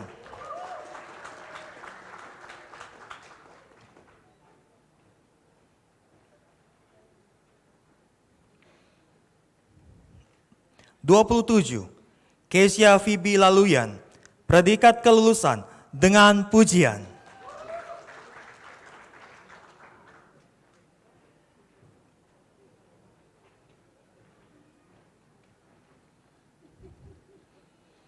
28. Leoni Winifred di Momon Mau, predikat kelulusan dengan pujian.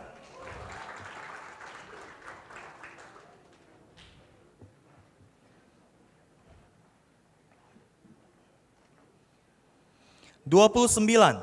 Meti Lydia Taek, predikat kelulusan dengan pujian.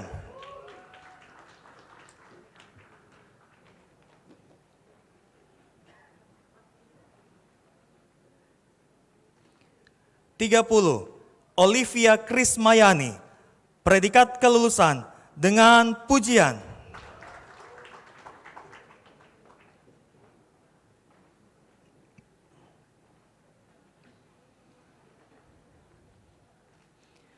31. Renard Lolongan, predikat kelulusan dengan pujian.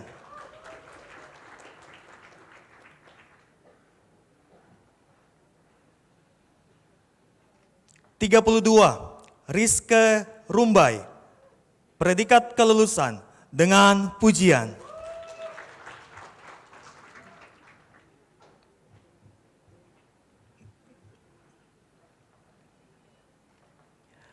33. Rizwan, predikat kelulusan dengan pujian.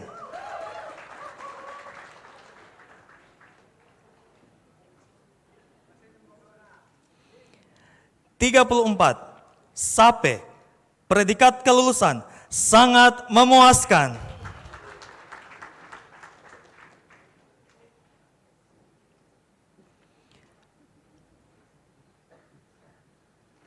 35. Selviriani Jenmai, predikat kelulusan dengan pujian.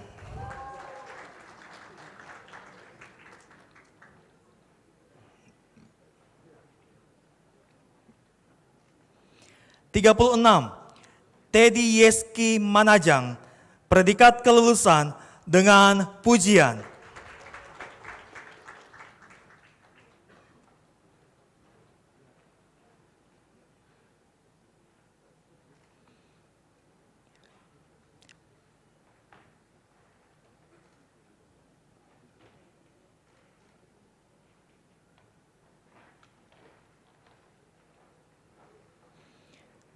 37.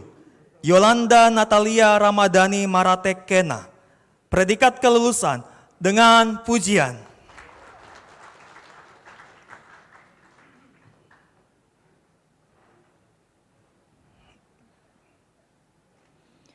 38.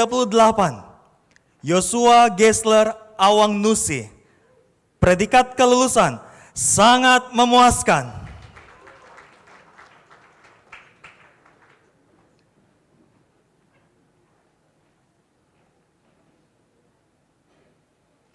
39. Regina Trifosa Sulo Rombe, predikat kelulusan sangat memuaskan.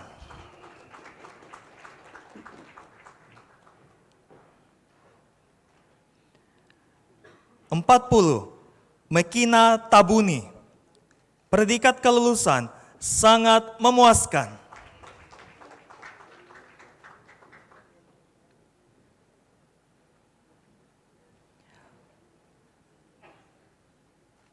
41. Noviati, predikat kelulusan sangat memuaskan.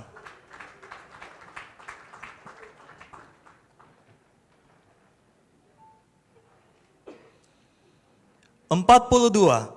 Rikan Christine, predikat kelulusan sangat memuaskan.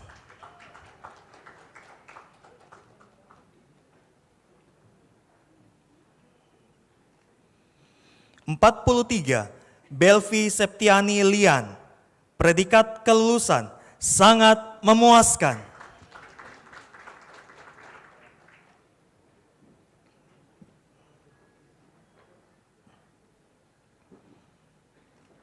44. Feby Noveni, predikat kelulusan dengan pujian.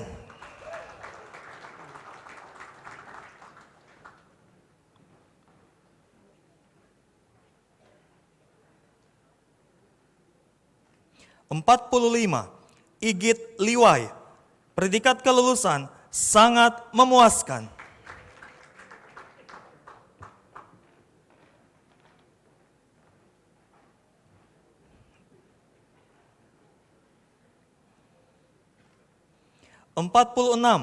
James Bulela, predikat kelulusan sangat memuaskan.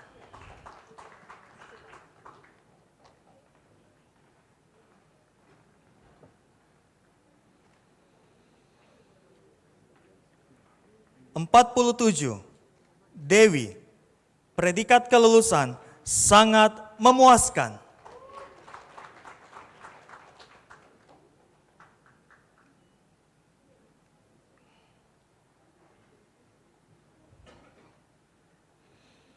48, Alexander Lukas, predikat kelulusan dengan pujian.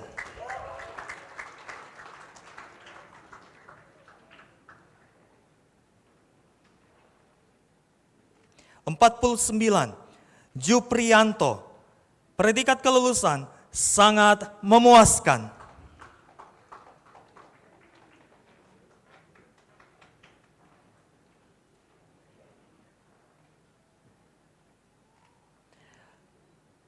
50, Angelia Budiman, predikat kelulusan dengan pujian.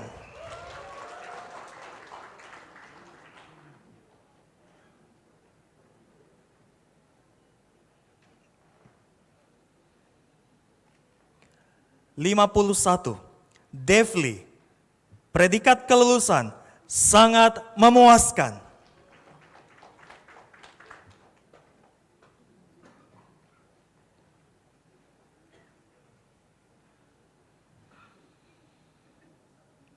52, Angel Somakila, predikat kelulusan dengan pujian.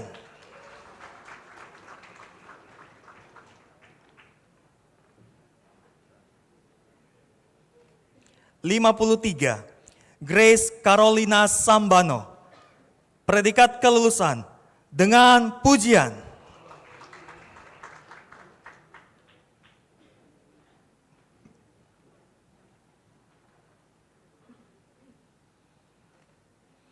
54, Grace Gloria Kadaang, predikat kelulusan sangat memuaskan.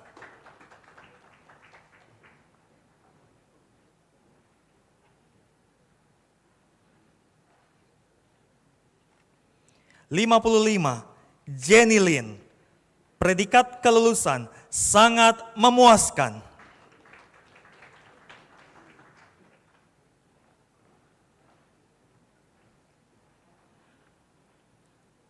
56, Livia Afis, predikat kelulusan dengan pujian.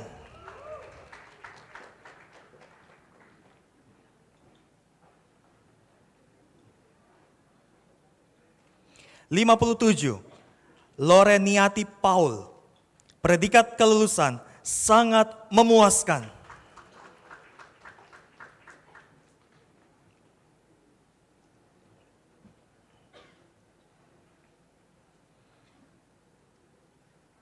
58, Petra Arnoldi Nunuhitu, predikat kelulusan sangat memuaskan.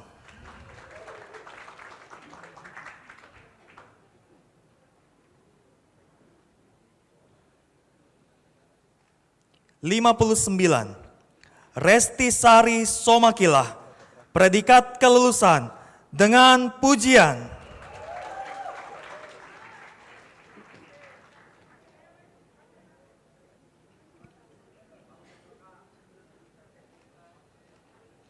60, Selvina RB, predikat kelulusan sangat memuaskan.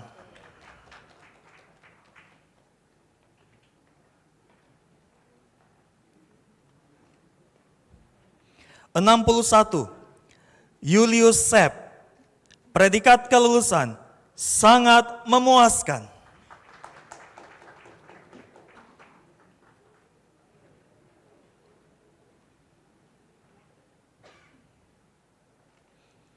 62, David Lino, Predikat kelulusan memuaskan.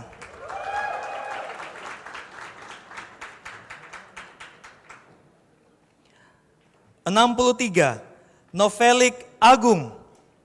Predikat kelulusan sangat memuaskan.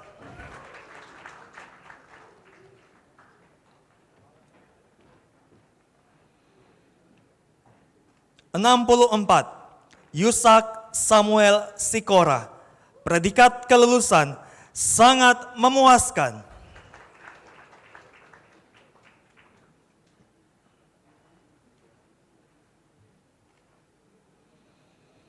(65) Eldrevalda Ubang. Predikat kelulusan sangat memuaskan.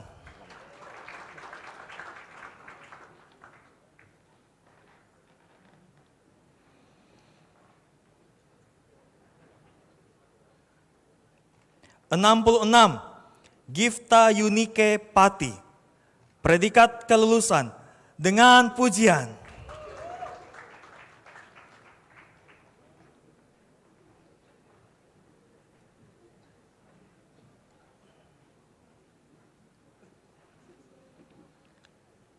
(67) Neti Elviani. Predikat kelulusan sangat memuaskan.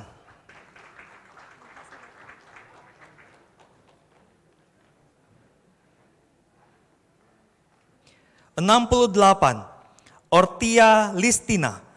Predikat kelulusan sangat memuaskan.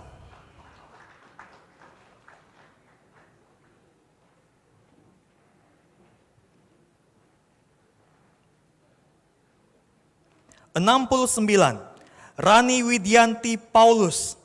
Predikat kelulusan dengan pujian.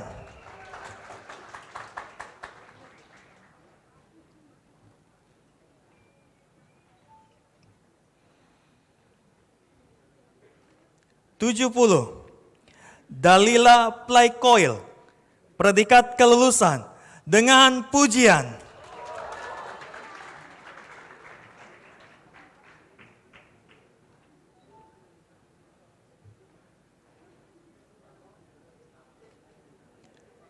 (71) Desi Purnamasari. Predikat kelulusan sangat memuaskan.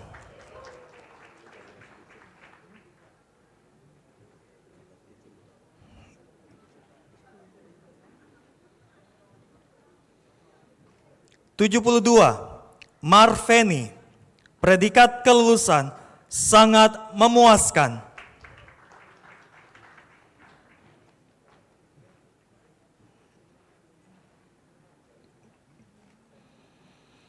(73) Meli. Predikat kelulusan sangat memuaskan.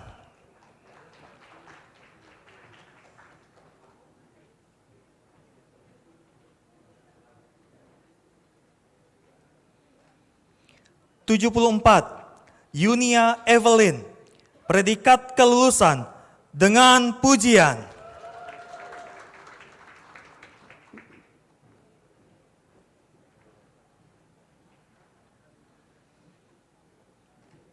(75) Yakobus Mangge.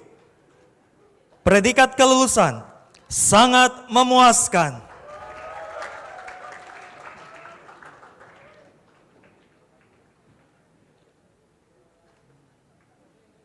(76) Edwin Adiono Sitolong. Predikat kelulusan sangat memuaskan.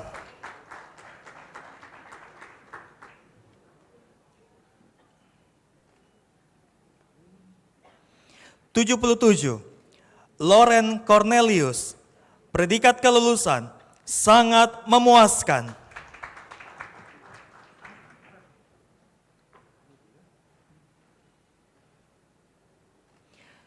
(78) Marsonius. Predikat kelulusan sangat memuaskan.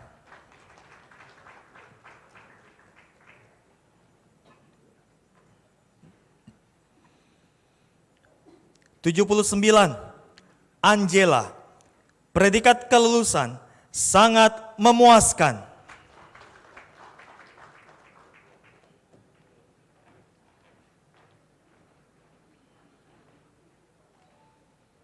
80. James, predikat kelulusan sangat memuaskan.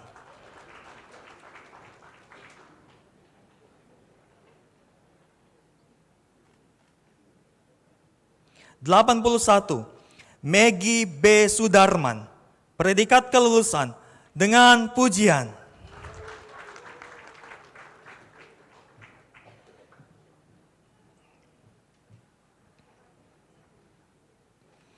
82. Yeni Febri, predikat kelulusan dengan pujian.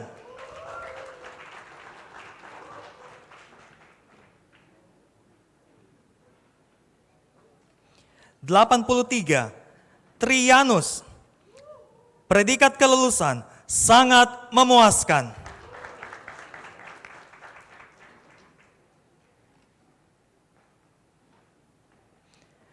84. Alfian Simpson Soekardi, predikat kelulusan sangat memuaskan.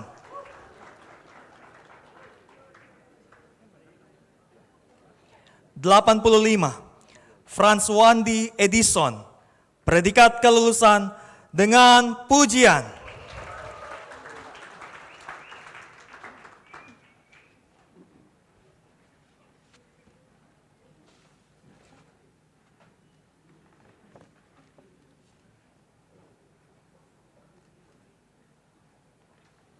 Demikian pembacaan SK, atas perhatiannya diucapkan terima kasih.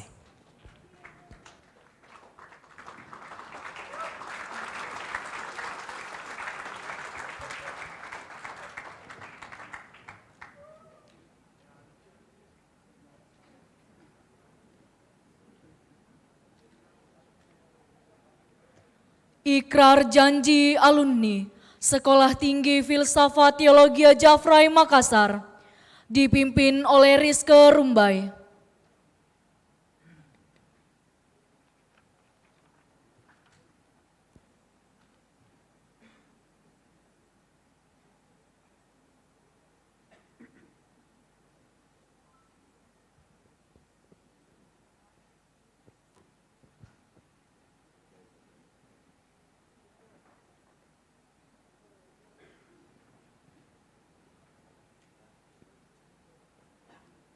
Para wisudawan dan wisudawati dipersilakan berdiri.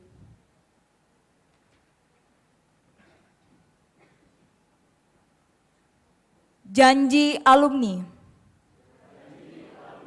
1. Kami alumni Sekolah Tinggi Filsafat Teologia Jafrai Makassar berjanji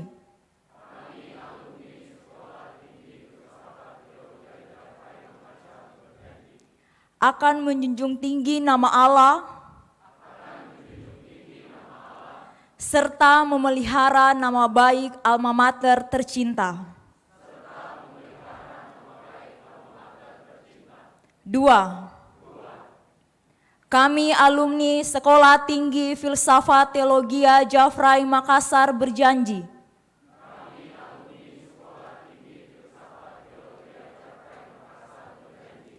akan bertanggung jawab dengan penuh dedikasi untuk menggunakan dan menyumbangkan pengetahuan yang telah kami miliki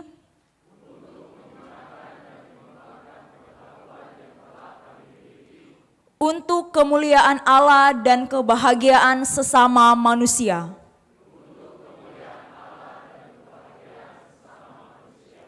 3. Kami alumni Sekolah Tinggi Filsafat Teologia Jafrai Makassar berjanji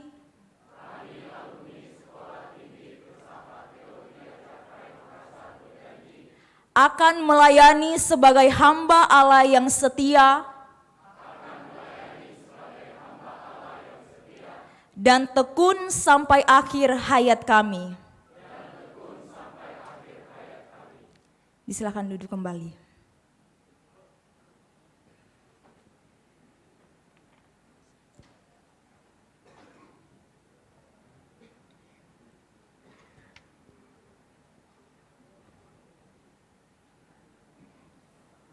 Menyanyikan Mars Alumni.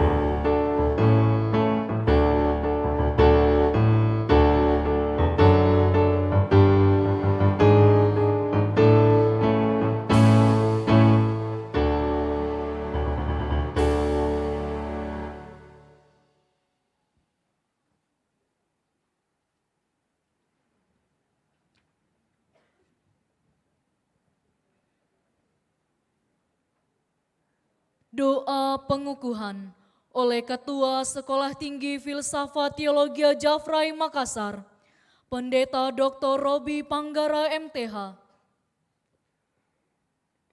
Kembali saya mengundang semua wisudawan-wisudawati untuk berdiri. Dan marilah Bapak Ibu kita mendukung mereka untuk mengutus mereka ke ladang pelayanan yang sesungguhnya. Sesudah mereka meraih gelar sarjana dan pasca sarjana hari ini dan membawa ijazah. Tetapi yang terlebih penting adalah bagaimana mengaplikasikan, mengimplementasikan ilmu pengetahuan yang ada terhadap kemuliaan nama Tuhan dan kemaslahatan umat manusia. Mari kita berdoa. Di hadapan Bapa di surga, kami datang mengucap syukur pada hari ini karena acara wisuda sarjana dan pasca sarjana dapat dilangsungkan. 126 mahasiswa-mahasiswi yang terutus yang diwisuda pada hari ini, kami menyerahkan mereka di dalam tangan Tuhan. Mereka telah mengakhiri perjuangan pendidikan di tahap ini, tetapi mereka akan pergi dan mengaplikasikan, mengimplementasikan ilmu yang telah mereka miliki. Kiranya di dalam semuanya kami berdoa, Tuhan akan mengokohkan dan menguatkan mereka untuk menggunakan ilmu pengetahuan yang ada bagi kemuliaan nama-Mu, perkembangan kerajaan-Mu di bumi. Tetapi pada waktu yang sama kiranya itu dapat membawa manfaat bagi kemajuan bangsa, bagi kemajuan negara, bagi kemajuan gereja-Mu, dan juga bagi keluarga dan pribadi mereka masing-masing. Karenanya Tuhan kami berdoa, jaga dan lindungilah mereka sebagai orang-orang yang memiliki ilmu pengetahuan sehingga mereka menggunakannya dengan baik dan penuh takut akan Tuhan. Terpujilah nama-Mu Tuhan. Dengan ini kami mengukuhkan seluruh wisudawan-wisudawati tahun 2022 ini di dalam nama Bapa dan Putra dan Roh Kudus. Amin. Silakan duduk kembali.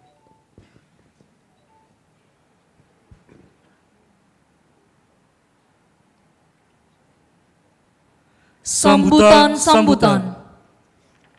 Sambutan yang pertama, kesan dan pesan wakil orang tua wisudawan oleh Pendeta Ronald F. Sumigar SH MTH yang diiringi lagu doa seorang anak oleh Lino Baros Buntulia.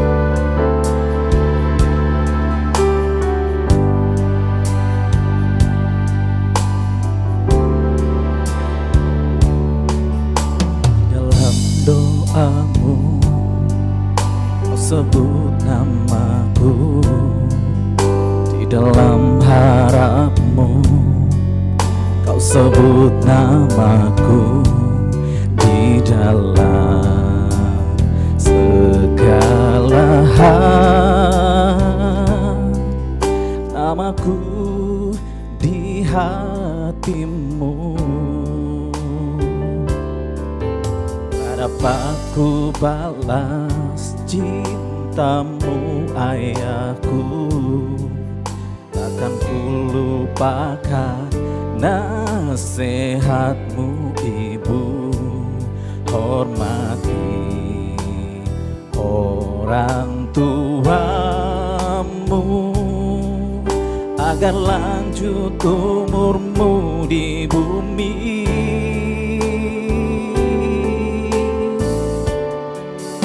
Terima kasih ayah dan ibu, kasih sayangmu padaku, pengorbananmu meneteskan peluh untuk kebahagiaanku. Tuhan lindungi ayah ibuku, dalam doaku berseru. tetes air mata yang kau tabur di tubai bahagia.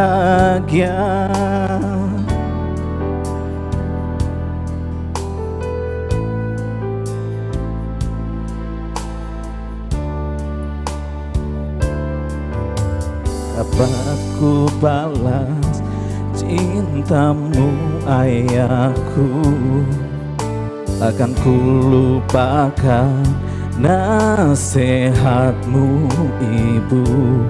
Hormati orang tuamu agar lanjut umurmu di bumi. Terima kasih ayah dan ibu, kasih sayangmu padaku, pengorbananmu meneteskan peluh untuk kebahagiaanku. Tuhan lindungi ayah ibuku, dalam doaku berseru. Tetes air mata yang kau tabur di tuai bahagia. Terima kasih ayah dan ibu, kasih sayangmu padaku,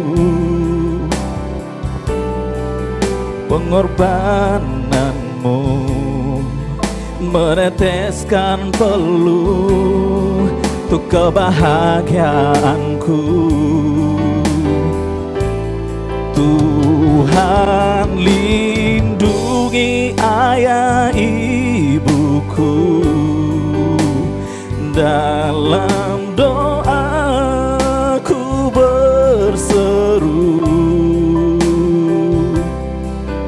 Tetes air mata yang kau tabur di tuai bahagia.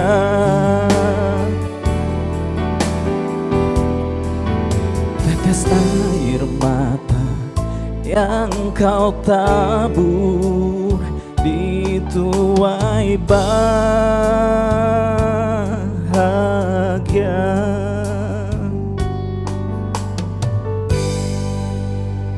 Terima kasih.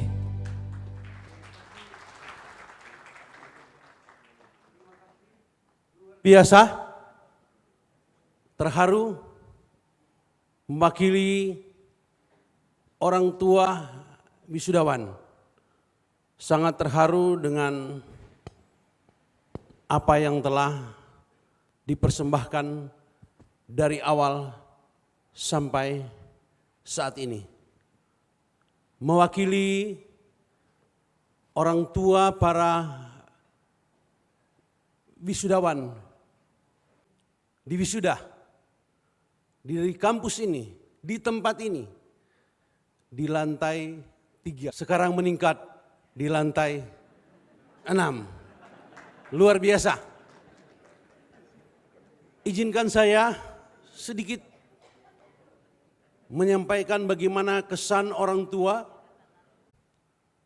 Tanpa sepengetahuan saya, dia pergi kursus misi di Bali selama 6 bulan. Katanya 3 bulan praktek, 3 bulan teori, 3 bulan praktek di Labuan Bajo. Padahal dari awal saya katakan sekolah mau di STT Jeffrey. Dia tidak mau. Tidak ada katanya sekolah, tidak ada konsentrasi misi. Ya, tidak ada konsentrasi misi. Akhirnya dia selesai kursus selama 2 minggu, selama 6 bulan di Bali, dan periode berikutnya dipanggil lagi.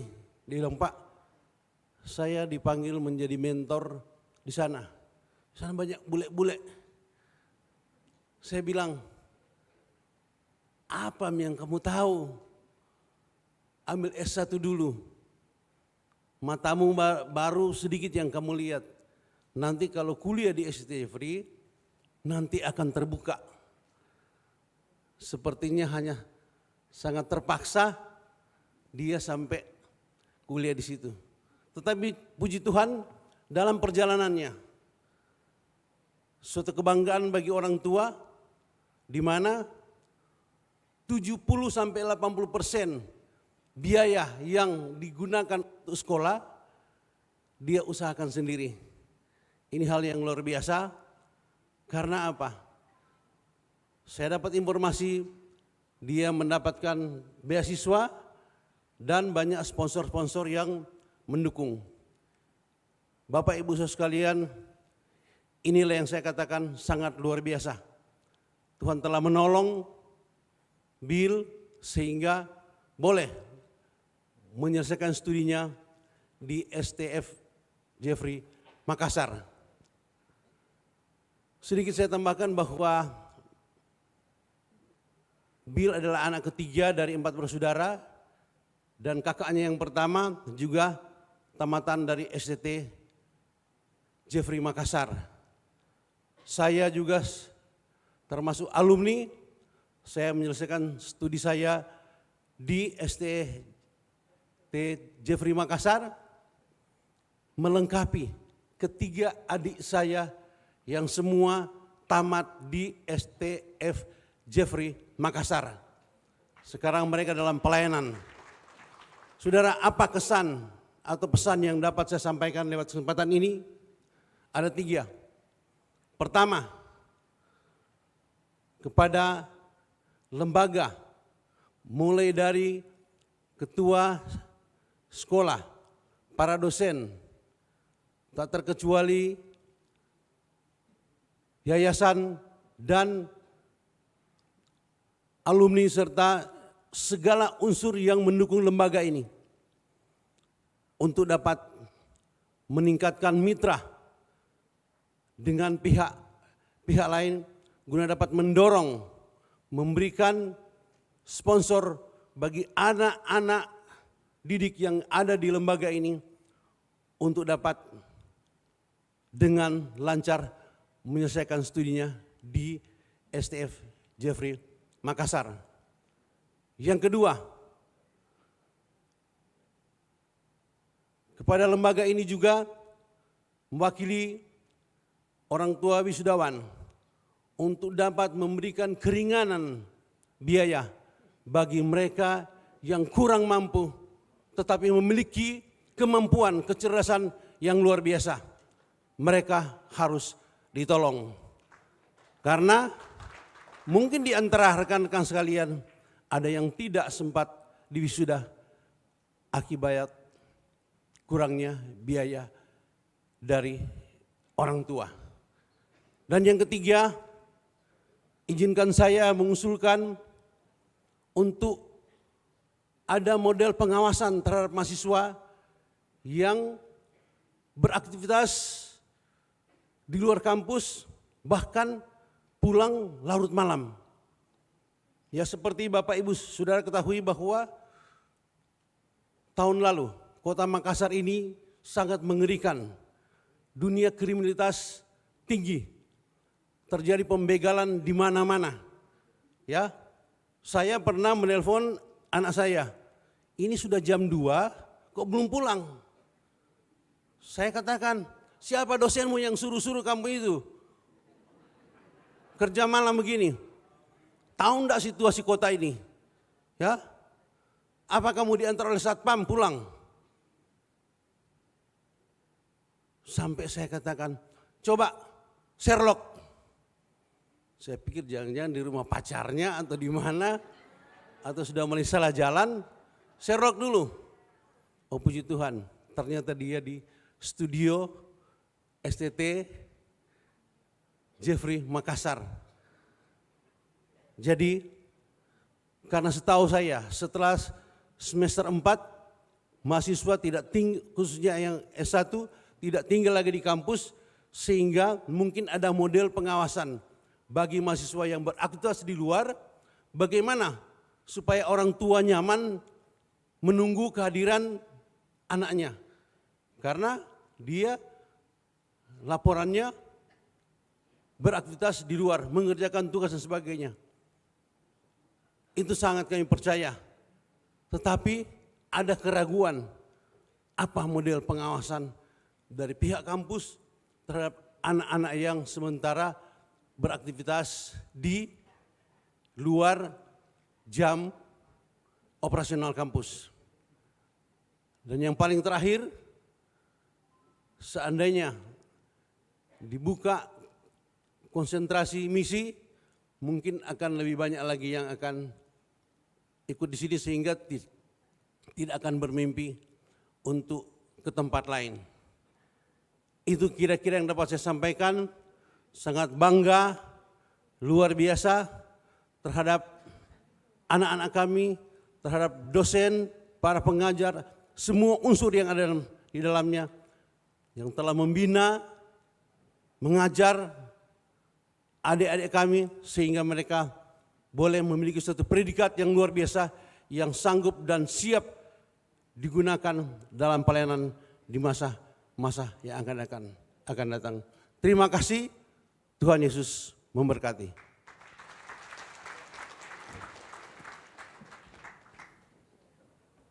Saya tidak diantar lagi dengan lagu.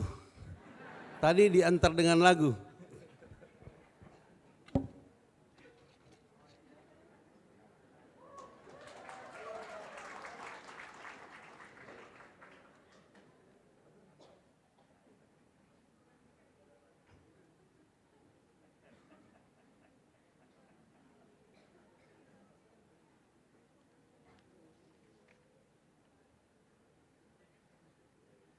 Sambutan kedua, Ketua Yayasan Pendidikan Jafrai Makassar oleh Insinyur Samuel Arnold Saputra.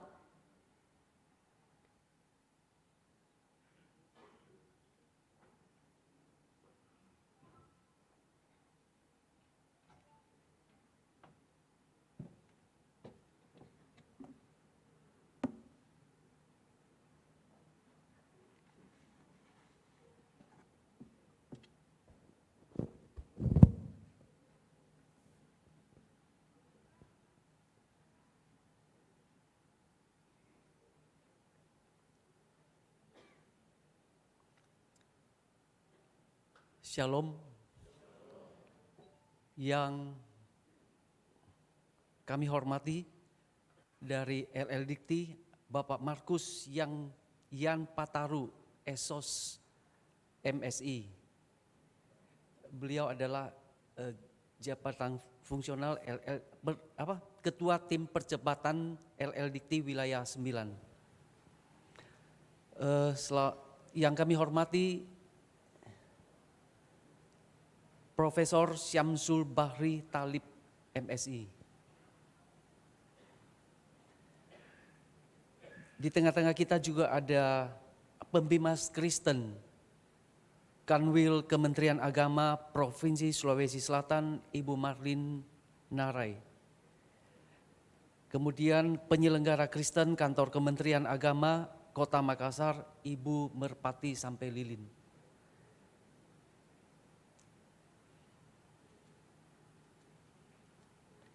Juga ada Ketua Umum dan Sekum GKII,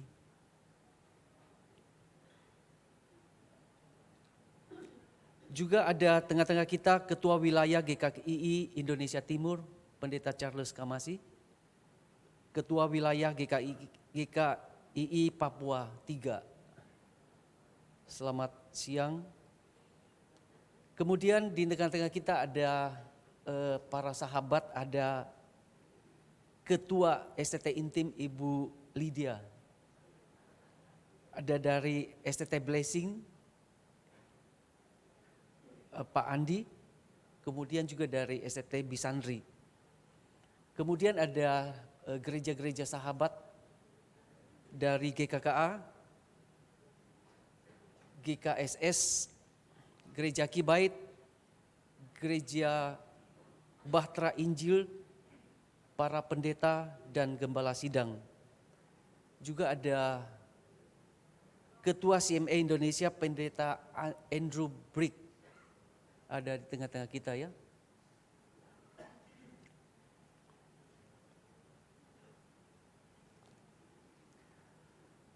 Puji syukur kepada Tuhan yang empunya pelayanan, oleh rahmat dan anugerahnya pada hari ini kita dapat mengikuti pelaksanaan wisuda sarjana ke-48 dan pasca sarjana ke-34 Sekolah Tinggi Filsafat Jafrai Makassar. Wisuda kali ini mengusung tema pelayanan Kristus yang berdampak di era masyarakat digital. Dari tema ini ada harapan dan doa bagi para wisudawan untuk 3 hal, yakni pengenalan akan diri, pengenalan akan tugas, dan pengenalan akan dunia di mana ia terutus. Pengenalan akan diri, para wisudawan perlu menyadari dan mengenal dirinya dengan benar sebagai seorang pelayan Kristus. Pelayan Kristus menunjukkan bahwa Kristus adalah Tuhan, Raja, Pemimpin atas hidupnya setiap saat. Kristus menjadi teladan dalam pelaksanaan tugas pelayanannya. Kristus yang layak menerima kemuliaan atas segala yang dikerjakannya. Yang kedua, pengenalan akan tugas. Para wisudawan perlu menyadari dan mengenal tugas yang Tuhan percayakan. Tugas itu dilaksanakan dan memberi dampak bagi Allah, manusia, dan dunia di mana ia terutus. Bila dikaitkan dengan visi STT Jeffrey, jelas bahwa para wisudawan memberi dampak dalam mewujudkan amanat agung secara holistik bagi menghadirkan tanda-tanda kerajaan Allah di bumi. Dalam pelaksanaan tugas ini, para wisudawan tetap melihat kepada Kristus sebagai teladan yang agung dalam pelayanan, yakni setia dalam melaksanakan tugas hingga mati di atas kayu salib. Rasul Paulus juga meneladani hal yang sama dengan menulis, "Aku telah mengakhiri pertandingan yang baik, aku telah memelihara iman, sekarang tersedia bagiku mahkota kebenaran." Nasihat ini dapat juga menjadi pegangan dalam pelaksanaan tugas, yakni kerja keras, cerdas, tuntas, ikhlas, dan akuntabel. Yang ketiga, pengenalan akan dunia di mana ia terutus. Para wisudawan perlu menyadari bahwa dunia tempat ia terutus adalah dunia yang terus berubah. Dunia saat ini disebut sebagai sebuah dunia global di mana tidak ada lagi batas wilayah, sehingga para wisudawan terpanggil untuk melihat ini sebagai tantangan untuk mempersiapkan diri dan sekaligus juga sebagai peluang untuk mengembangkan model pelayanan untuk menjawab kebutuhan bagi masyarakat digital saat ini. Dengan mengembangkan model pelayanan digital baik dalam bidang penginjilan, pemuridan, pastoral, dan pengajaran maupun berbagai pelayanan kategorial lainnya secara digital. Realita rohani, kebutuhan manusia untuk hidup dalam kedamaian dengan Allah, sesama lingkungan, dan dirinya sendiri tetap sama.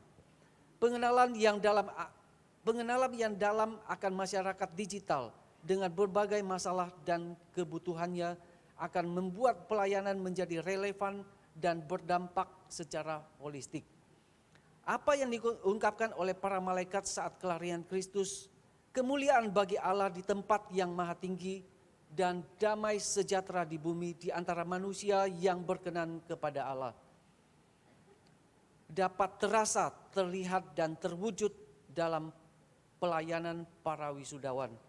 Pada akhirnya, sebagai Yayasan Pendidikan Jafrai, kami tetap berkomitmen untuk bersama pihak sekolah untuk terus mengembangkan pelaksanaan Tridharma perguruan tinggi dan mempersiapkan sarana dan prasarana pendidikan yang memadai dan berkualitas bagi tenaga dosen, karyawan, untuk turut mendukung pelaksanaan STT Jeffrey Makassar sebagai salah satu sekolah tinggi filsafat teologi dan yang berkualitas di Indonesia bagian timur dan Indonesia pada umumnya.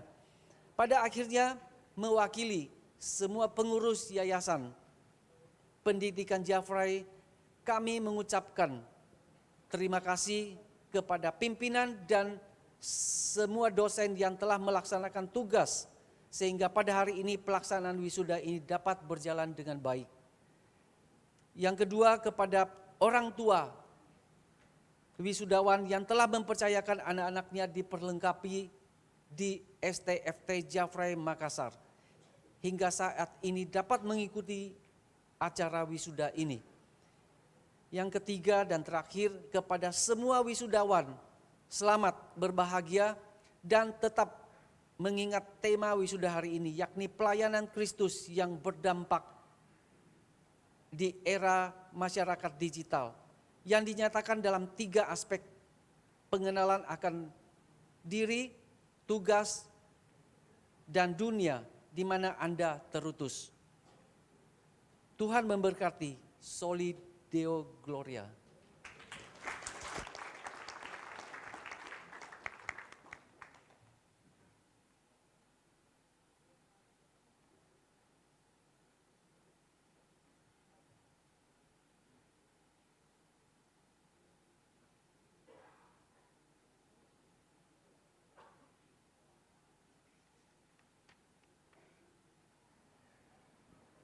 Sambutan ketiga, Ketua Umum Gereja Kemah Injil Indonesia oleh Pendeta Dr. Daniel Ronda THM.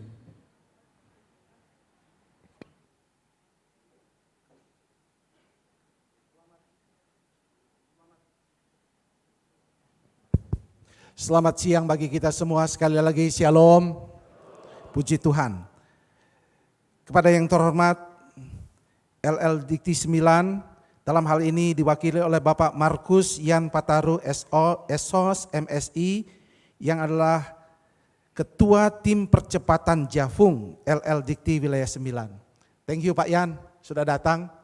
Saya sangat senang dengan Pak Yan bisa datang. Surprise Pak. Pak Yan ini saya berhutang budi banyak dengan dia. Dan thank you banyak sudah berjuang waktu lektor kepala masih sangat sedikit di kalangan STT. Saya yang duluan dapat. Dan kemarin katanya dia titip salam, Pak, kapan profesornya katanya. Aduh Pak, saya setiap ketemu Pak saya gemetar jadinya. Jadi tapi saya sudah berjanji Pak, ketemu berikutnya saya profesor Pak. Thank you Pak, tolong doakan karena Pak Hengki sudah paksa-paksa juga. Dia bilang, Pak kapan ini profesornya. Thank you Pak Yan, banyak menolong kami. Dan kami senang juga Profesor Dr. Syamsul Bahri. Thank you Prof. Banyak sekali menolong waktu kita akreditasi S3. Beliau baik sekali sehingga kami dapat akreditasi baik sekali. Itu luar biasa. Jarang-jarang S3 dapat akreditasi yang baik sekali. Di kalangan STT maksudnya, di kalangan sekolah teologi. Thank you banyak Prof. Kemudian ada pembimas baik provinsi maupun Makassar, Ibu Marlin sama Ibu Merpati, yang adalah teman-teman yang sejak dulu sampai sekarang masih awet. Ya. Thank you banyak kedatangannya dan juga tentunya ada perwakilan Sinode, GKKA, GKSS, Kibait, Bahtera Injil, semua para gembala yang hadir.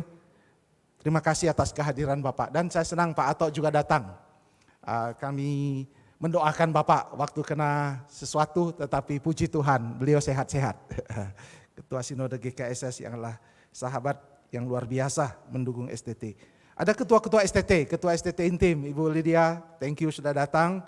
Dan juga Ketua dari STT Blessing, Pak Andi, thank you Pak. Ini juga sahabat yang luar biasa, STT Bisandri, dan tentu sahabat lainnya.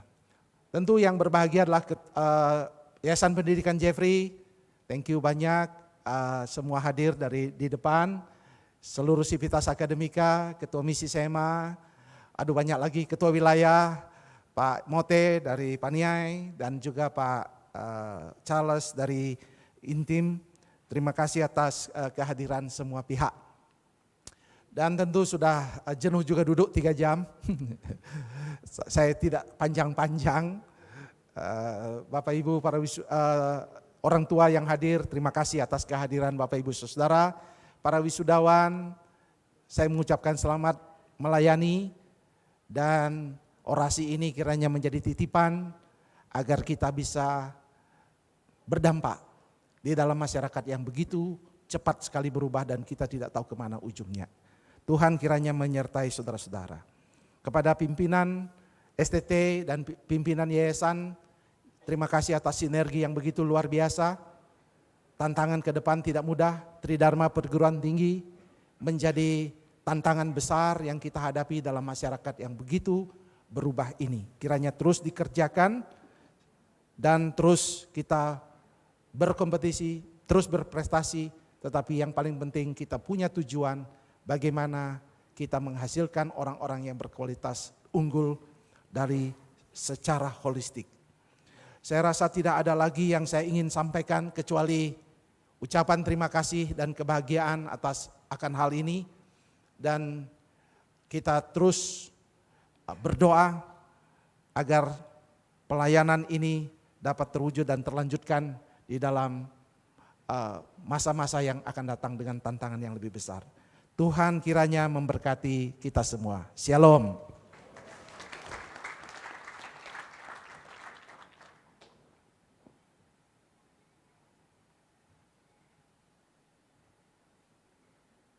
Sambutan keempat, Kepala LL Dikti Wilayah 9 yang diwakili oleh Bapak Markusian Pataru, Estos, MSI, yang merupakan Ketua Tim Percepatan Jafung LL Dikti Wilayah 9.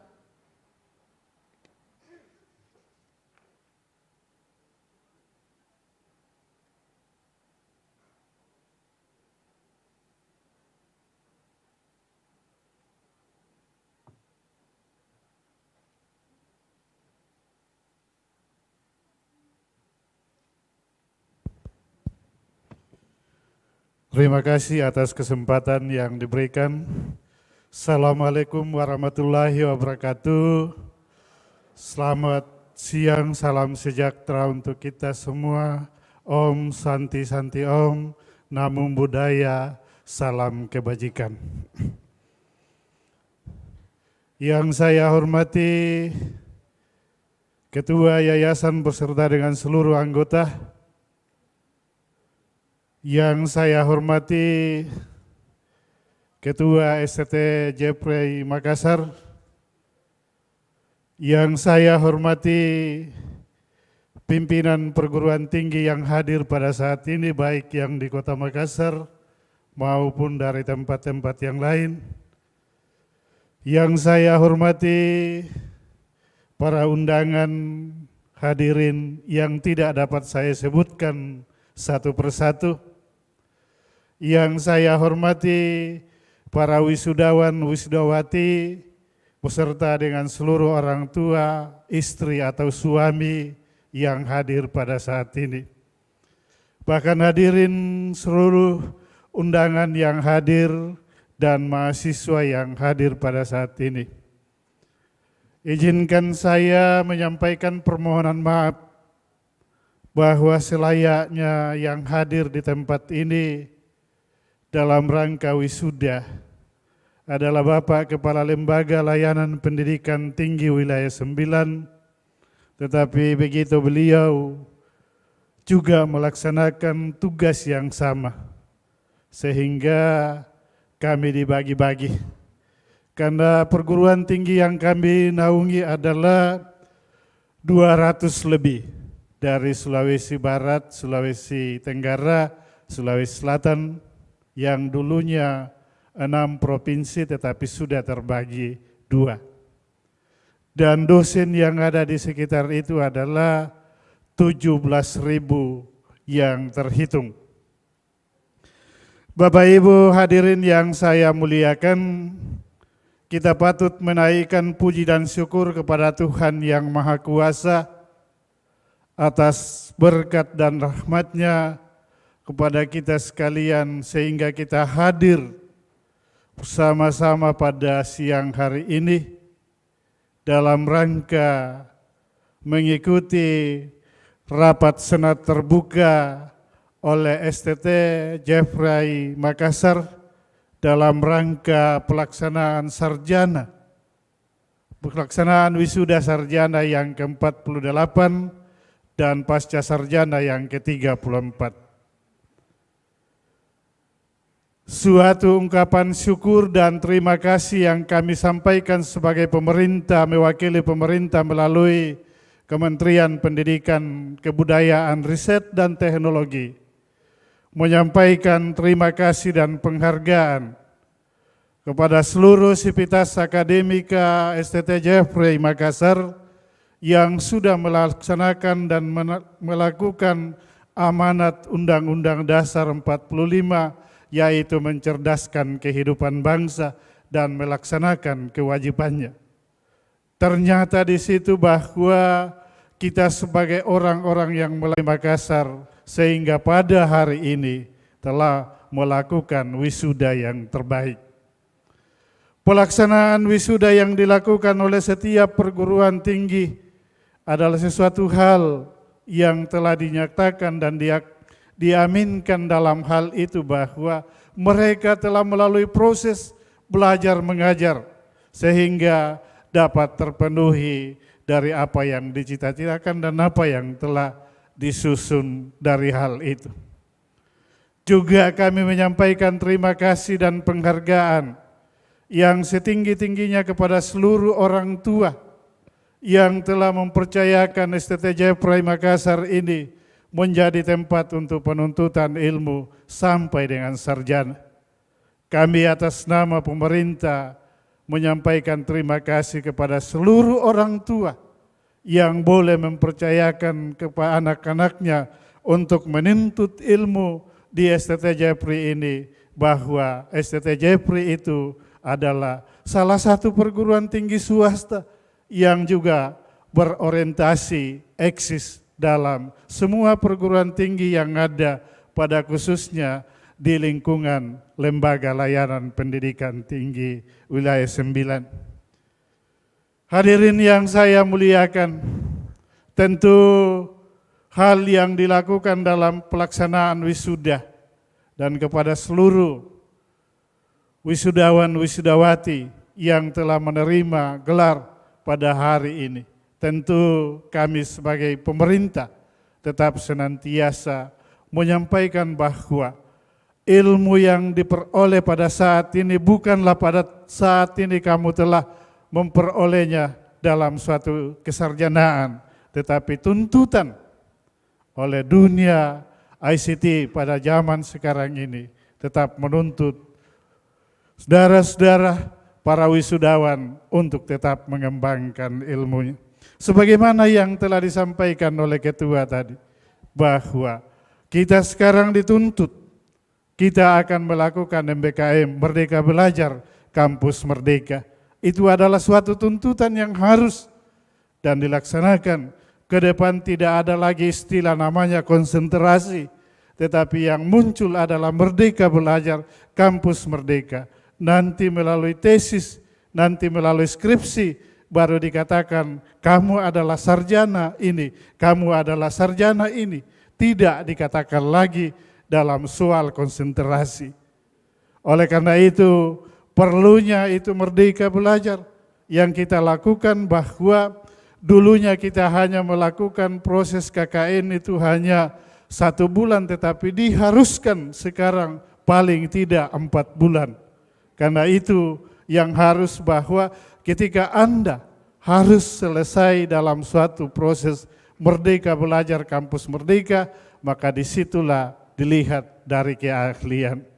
Nah, Bapak Ibu yang hadirin yang saya hormati, seperti yang dikatakan oleh Dr. Ronda tadi, bahwa kita sudah lama ini, sudah 3 jam, tidak usah saya juga terlalu panjang dalam hal ini. Oleh karena itu, sekali lagi apa yang disampaikan oleh ketua tadi, melalui KIP kuliah, melalui UKT apa yang disampaikan orang tua pada saat tadi adalah memang di LL Dikti itu kita tetap memberikan bantuan-bantuan kepada mahasiswa melalui UKT, melalui KIP kuliah. Karena KIP kuliah itu dibiayai sampai dengan selesai sarjana. Tetapi ada rumus yang diberikan bahwa jumlah mahasiswa yang diperjadikan sebagai standar untuk memberikan. Makanya tadi laporan Pak Ketua itu hanya 7 orang ya. 7 orang karena jumlah mahasiswa. Jadi kita seperti kalau kita melihat UKI Paulus, Atmajaya, itu bisa banyak, UKI Toraja bisa banyak dia peroleh karena dilihat dari segi mahasiswanya. Nah oleh karena itu kita juga tetap memberikan melalui UKT, tetapi yang jalan sekarang adalah KIP kuliah yang diberikan biaya, tetapi dari pemberian KIP kuliah itu Bapak Ibu perlu kita ketahui bahwa standar kuliah itu, biaya kuliah di kampus itu dia harus memperhatikan karena ketika kita memberikan KIP kuliah itu kepada mahasiswa kita tidak bisa lagi kita meminta sesuatu biaya dari yang bersangkutan. Kapan ada kita minta, kita akan dikena sanksi, kita akan diberikan, disuruh kembalikan semua. Jadi itu yang menjadi salah satu hukumnya dan itu yang sekarang kami sudah tersebar ke sana ke sini untuk memeriksa perguruan tinggi. Saya baru pulang dari Sulawesi Tenggara, saya baru pulang dari Toraja untuk memeriksa orang Toraja dalam perguruan tinggi karena hal itu yang kita harus lakukan. Juga disampaikan oleh Dr. Ronda tadi bahwa ya memang Pak Daniel Ronda ini sejak saya yang dulunya menjadi Kopertis Wilayah 9 berubah menjadi lembaga layanan, Pak Dr. Ronda ini memang sudah lektor kepala dan pada periodenya Prof. Niartiningsi, beliau ini bersama-sama menjadi tim pemeriksa akreditasi untuk program studi tetapi bukan wilayahnya di Sulawesi Selatan, di bagian Indonesia Timur, tetapi dia keluar wilayah kita. Nah oleh karena itu Bapak Ibu, Pak Daniel Ronda ini saya sudah akrab sejak karena saya sudah 30 tahun di LL Dikti, jadi hampir pensiun juga, jadi sudah menerima penghargaan dari pemerintah kemarin 30 tahun sebagai PNS, jadi itu yang saya alami. Nah oleh karena itu Bapak Ibu, apa yang dilakukan oleh Pak Daniel Ronda, saya sampaikan bahwa saya menantang Pak Daniel Ronda untuk menjadi profesor pada STT Jeffrey. Iya. Dan oleh karena itu selama Propjas kami menerbitkan SK profesor itu 30 orang dan selama Pak Andi Lukman ini sudah 16 orang yang kami terbitkan. Dan itu mungkin kita pahami apa yang dimaksud dengan JAPUM, Jabatan Fungsional Akademik Dosen. Jadi kalau tidak dimiliki dosen itu tidak bisa mengajar, tidak bisa memberikan nilai kepada mahasiswa. Sehingga itulah tugas saya sehari-hari di Lembaga Layanan Pendidikan Tinggi untuk melakukan itu. Saya kira itu Bapak Ibu sebagai pengantara di dalamnya dan sekali lagi saya nama pemerintah sekali lagi menyampaikan selamat kepada para wisudawan wisudawati dan selamat juga kepada seluruh orang tua dan juga kita sebagai yang hadir menyaksikan pada hari ini, saya menyampaikan selamat dan semoga apa yang diterima dan apa yang kita saksikan bersama pada hari ini menjadi satu tanda bahwa kita telah melakukan proses pembelajaran sesuai dengan undang-undang yang berjalan, sesuai dengan aturan pendidikan yang berjalan sehingga saudara-saudara sebagai wisudawan wisudawati dapat melakukan dan mempertanggungjawabkan ilmu yang telah diperoleh. Dan juga sekali lagi menyampaikan terima kasih dan penghargaan yang setinggi-tingginya kepada Yayasan Pendidikan Japrai, dan juga seluruh sivitas akademika mulai dari ketua bersama dengan pembantu dan seluruh pegawai, bahkan mahasiswa yang masih aktif. Kami menyampaikan selamat untuk melaksanakan tugas itu. Kiranya inilah yang saya bisa dapat sampaikan, dan sekali lagi terima kasih dan selamat bagi kita semua. Tuhan memberkati kita sekalian.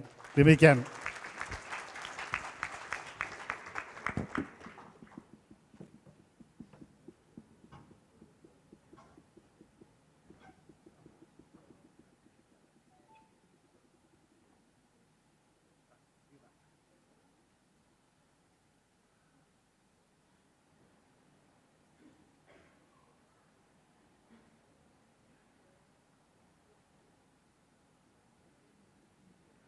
Sambutan kelima, Dirjen Bimas Kristen Protestan Kementerian Agama Republik Indonesia, Provinsi Sulawesi Selatan, Ibu Dr. Anda Marlin Narai.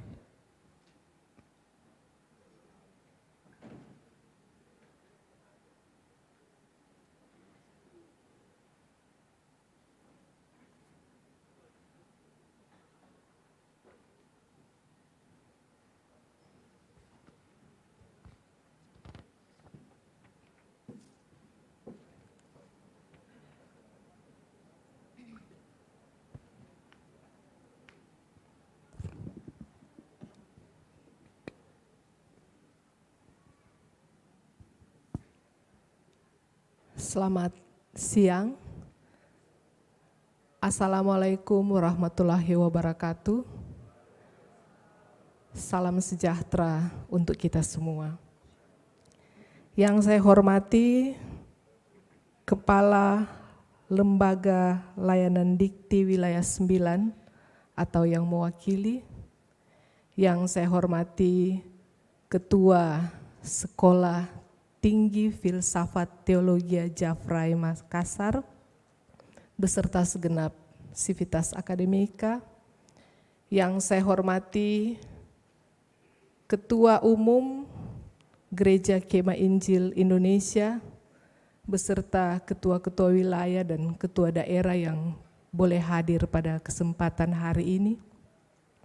Yang saya hormati pimpinan dan pengurus Yayasan Pendidikan Javrai, yang saya hormati penyelenggara Kristen Kota Makassar, yang saya hormati ketua-ketua Sekolah Tinggi Teologi yang hadir pada saat ini, STT Intim, STT Blessing, dan STT Bin Sandri, yang kami hormati perwakilan dari sinode-sinode yang bisa hadir pada saat ini, yang berbahagia wisudawan dan keluarga wisudawan, serta hadirin yang kami hormati. Di hari yang berbahagia ini, saya mengajak kita semua untuk memanjatkan syukur kepada Dia Sang Sumber sukacita dan berkat, sehingga kita dapat berkumpul di tempat ini dalam acara rapat senat terbuka STT Javrai Makassar dalam rangka wisuda sarjana ke-48 dan pasca sarjana ke-34 STFT Javrai Makassar yang kita cintai ini. Soli Deo Gloria. Pada kesempatan yang berbahagia ini, saya menyampaikan banyak selamat kepada para wisudawan atas usaha dan kerja kerasnya sehingga boleh berhasil menyelesaikan studi pada prodi masing-masing. Kiranya capaian ini merupakan pintu gerbang bagi saudara-saudara untuk mengabdikan diri di lingkungan yang lebih besar lagi, yaitu pekerjaan dan pelayanan. Saya juga menyampaikan selamat berbahagia kepada orang tua dan keluarga wisudawan, karena capaian para wisudawan hari ini tidak lepas dari dukungan dan kontribusi orang tua beserta keluarga.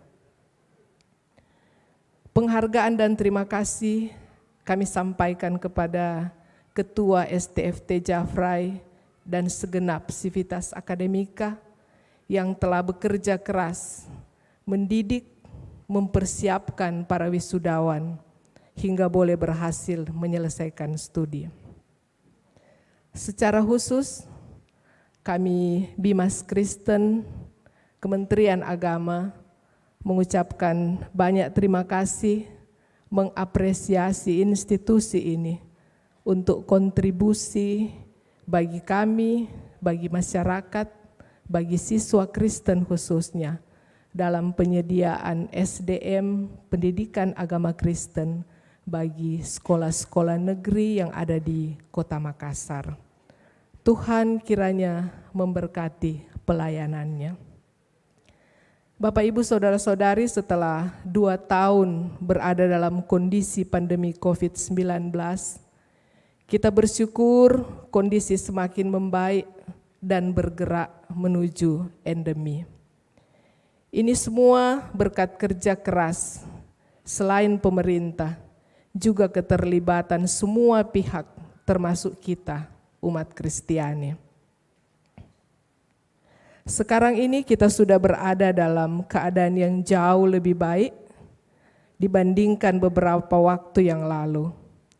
Namun untuk memulihkan keadaan dan mengatasi akibat-akibat dari pandemi yang berdampak pada setiap sendi kehidupan dan terjadi di semua wilayah, masih dibutuhkan waktu dan usaha keras dari seluruh elemen bangsa. Untuk itu diperlukan peran aktif serta semangat dalam mengupayakan pemulihan akibat pandemi ini. Ketika keadaan semakin membaik, tentu akan ada banyak kesempatan dan peluang yang muncul untuk masa depan. Maka yang diperlukan adalah sejumlah kemampuan untuk hidup dan bergerak maju di situasi demikian. Di antaranya adalah kemampuan untuk beradaptasi.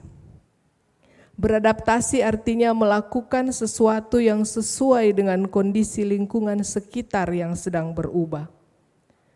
Dibutuhkan tidak hanya ability to execute, lihai dalam mengeksekusi rencana, tetapi juga mampu berpikir secara kritis. Oleh sebab itu, para wisudawan harus mempersiapkan diri sesegera mungkin, sebaik mungkin, menangkap peluang untuk masa depan dengan perubahan-perubahan yang begitu drastis. Harapan kami kiranya ke depan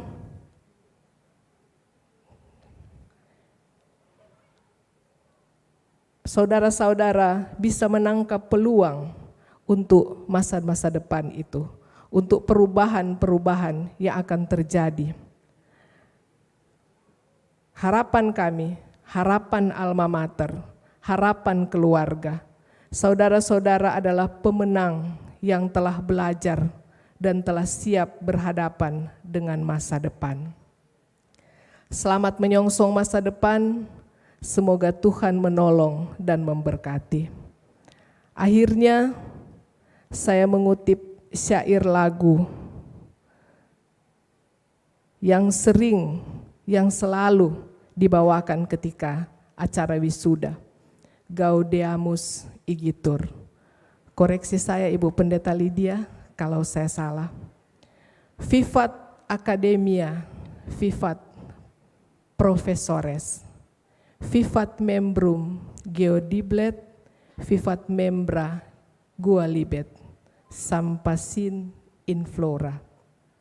Hidup kampusku, hidup para dosen, hidup seluruh mahasiswa. Semoga kita semua akan terus maju. Terima kasih, Tuhan memberkati.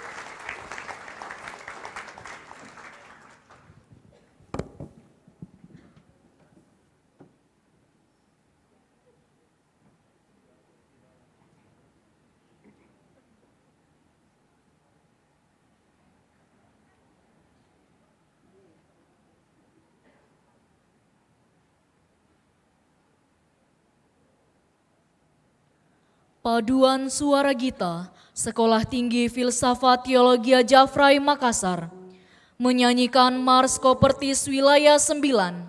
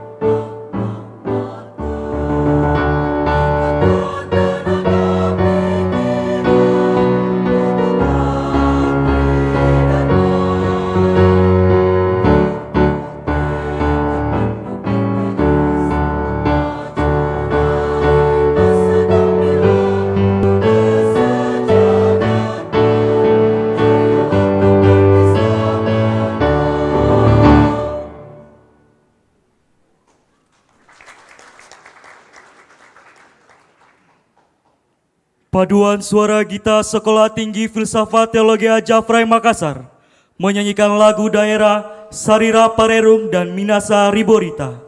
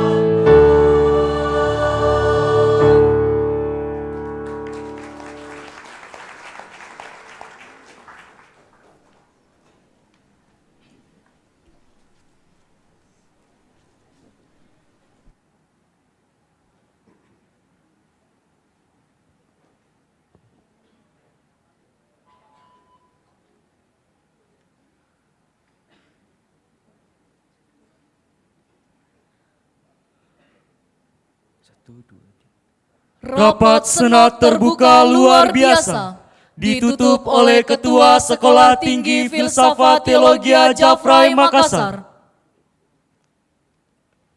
Hadirin sekalian, dengan mengucap syukur kepada Tuhan Yang Maha Kuasa atas anugerahnya, maka rapat Senat terbuka dalam rangka wisuda sarjana ke-48 dan wisuda pasca sarjana ke-34 pada hari Sabtu tanggal 10 September 2022 bertempat di Maiko Hotel and Convention Center Beril pada pukul 12.20 atas nama Ketua Senat Sekolah Tinggi Filsafat Teologi Jafrai Makassar dengan ini menutup rapat Senat terbuka luar biasa dalam nama Bapa dan Anak dan Roh Kudus.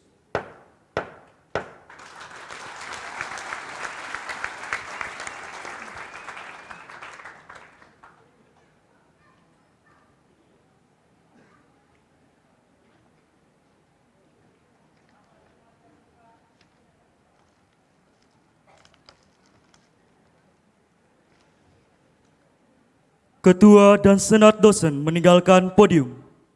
Hadirin disilakan berdiri.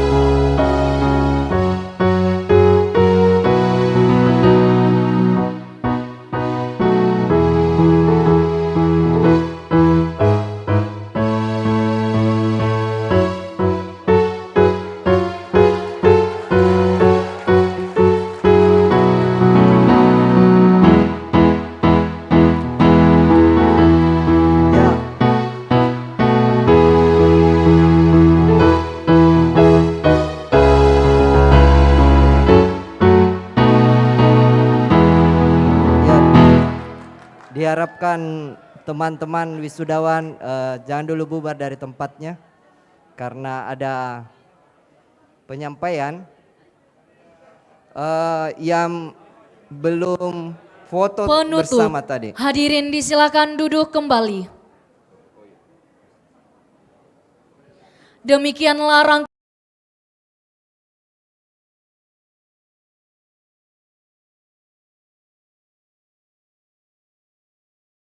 Jafrai Makassar, Sabtu 10 September 2022.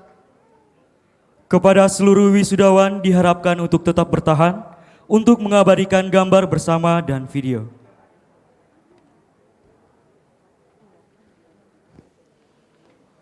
Ya, jadi wisudawan pasca sarjana ada tadi yang tidak foto bersama, nanti sesudah ini harus bertemu dengan Pak Beni ya. Di pasca sarjana dan juga anak teologi kayaknya kalau ada Pak juga. Ya saya kira musik dulu. Ada satu perayaan yang kita mau buat. Musik. Ya ini musik. Musiknya saja. Jadi saya minta kita tadi terlalu lama duduk ya. Jadi mari kita ya mengabadikan 5 menit saja, tidak lama. Ada teman-teman yang mau temani saya di sini supaya berbeda wisuda tahun ini. Untuk wisuda tahun ini. Ya. Silakan siapa yang mau temani saya di depan pakai gerakan ya.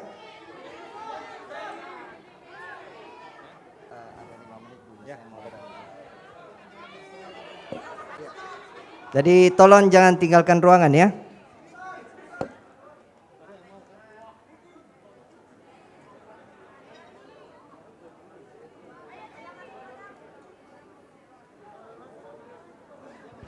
Iya, jadi Bapak Ibu sekalian yang saya hormati, program Pasca Sarjana, ya wisudawan S2, silakan ada yang mau duduk silakan juga tidak masalah, yang mau dance juga tidak masalah ya. Ya.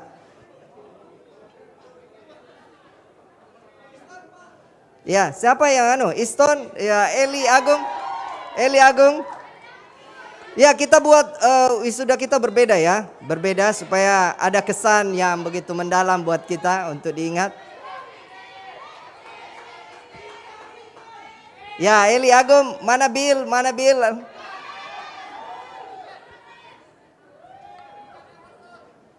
Musik.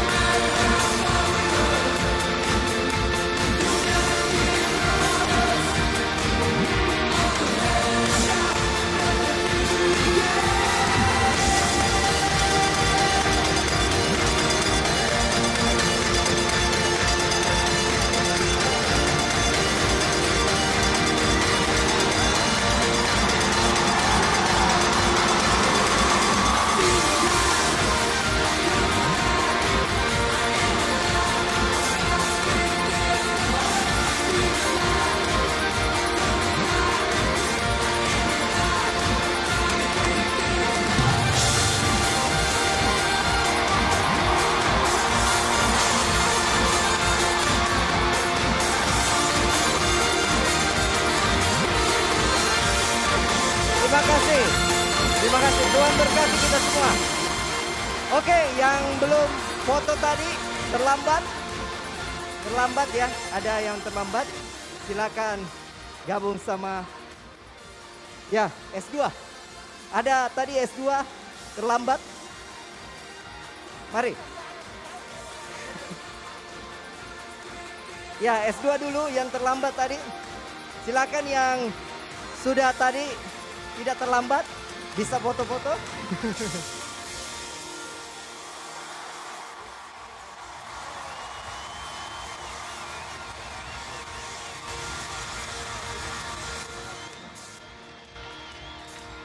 Ya, jadi yang S2 terlambat tadi supaya bisa di slip fotonya.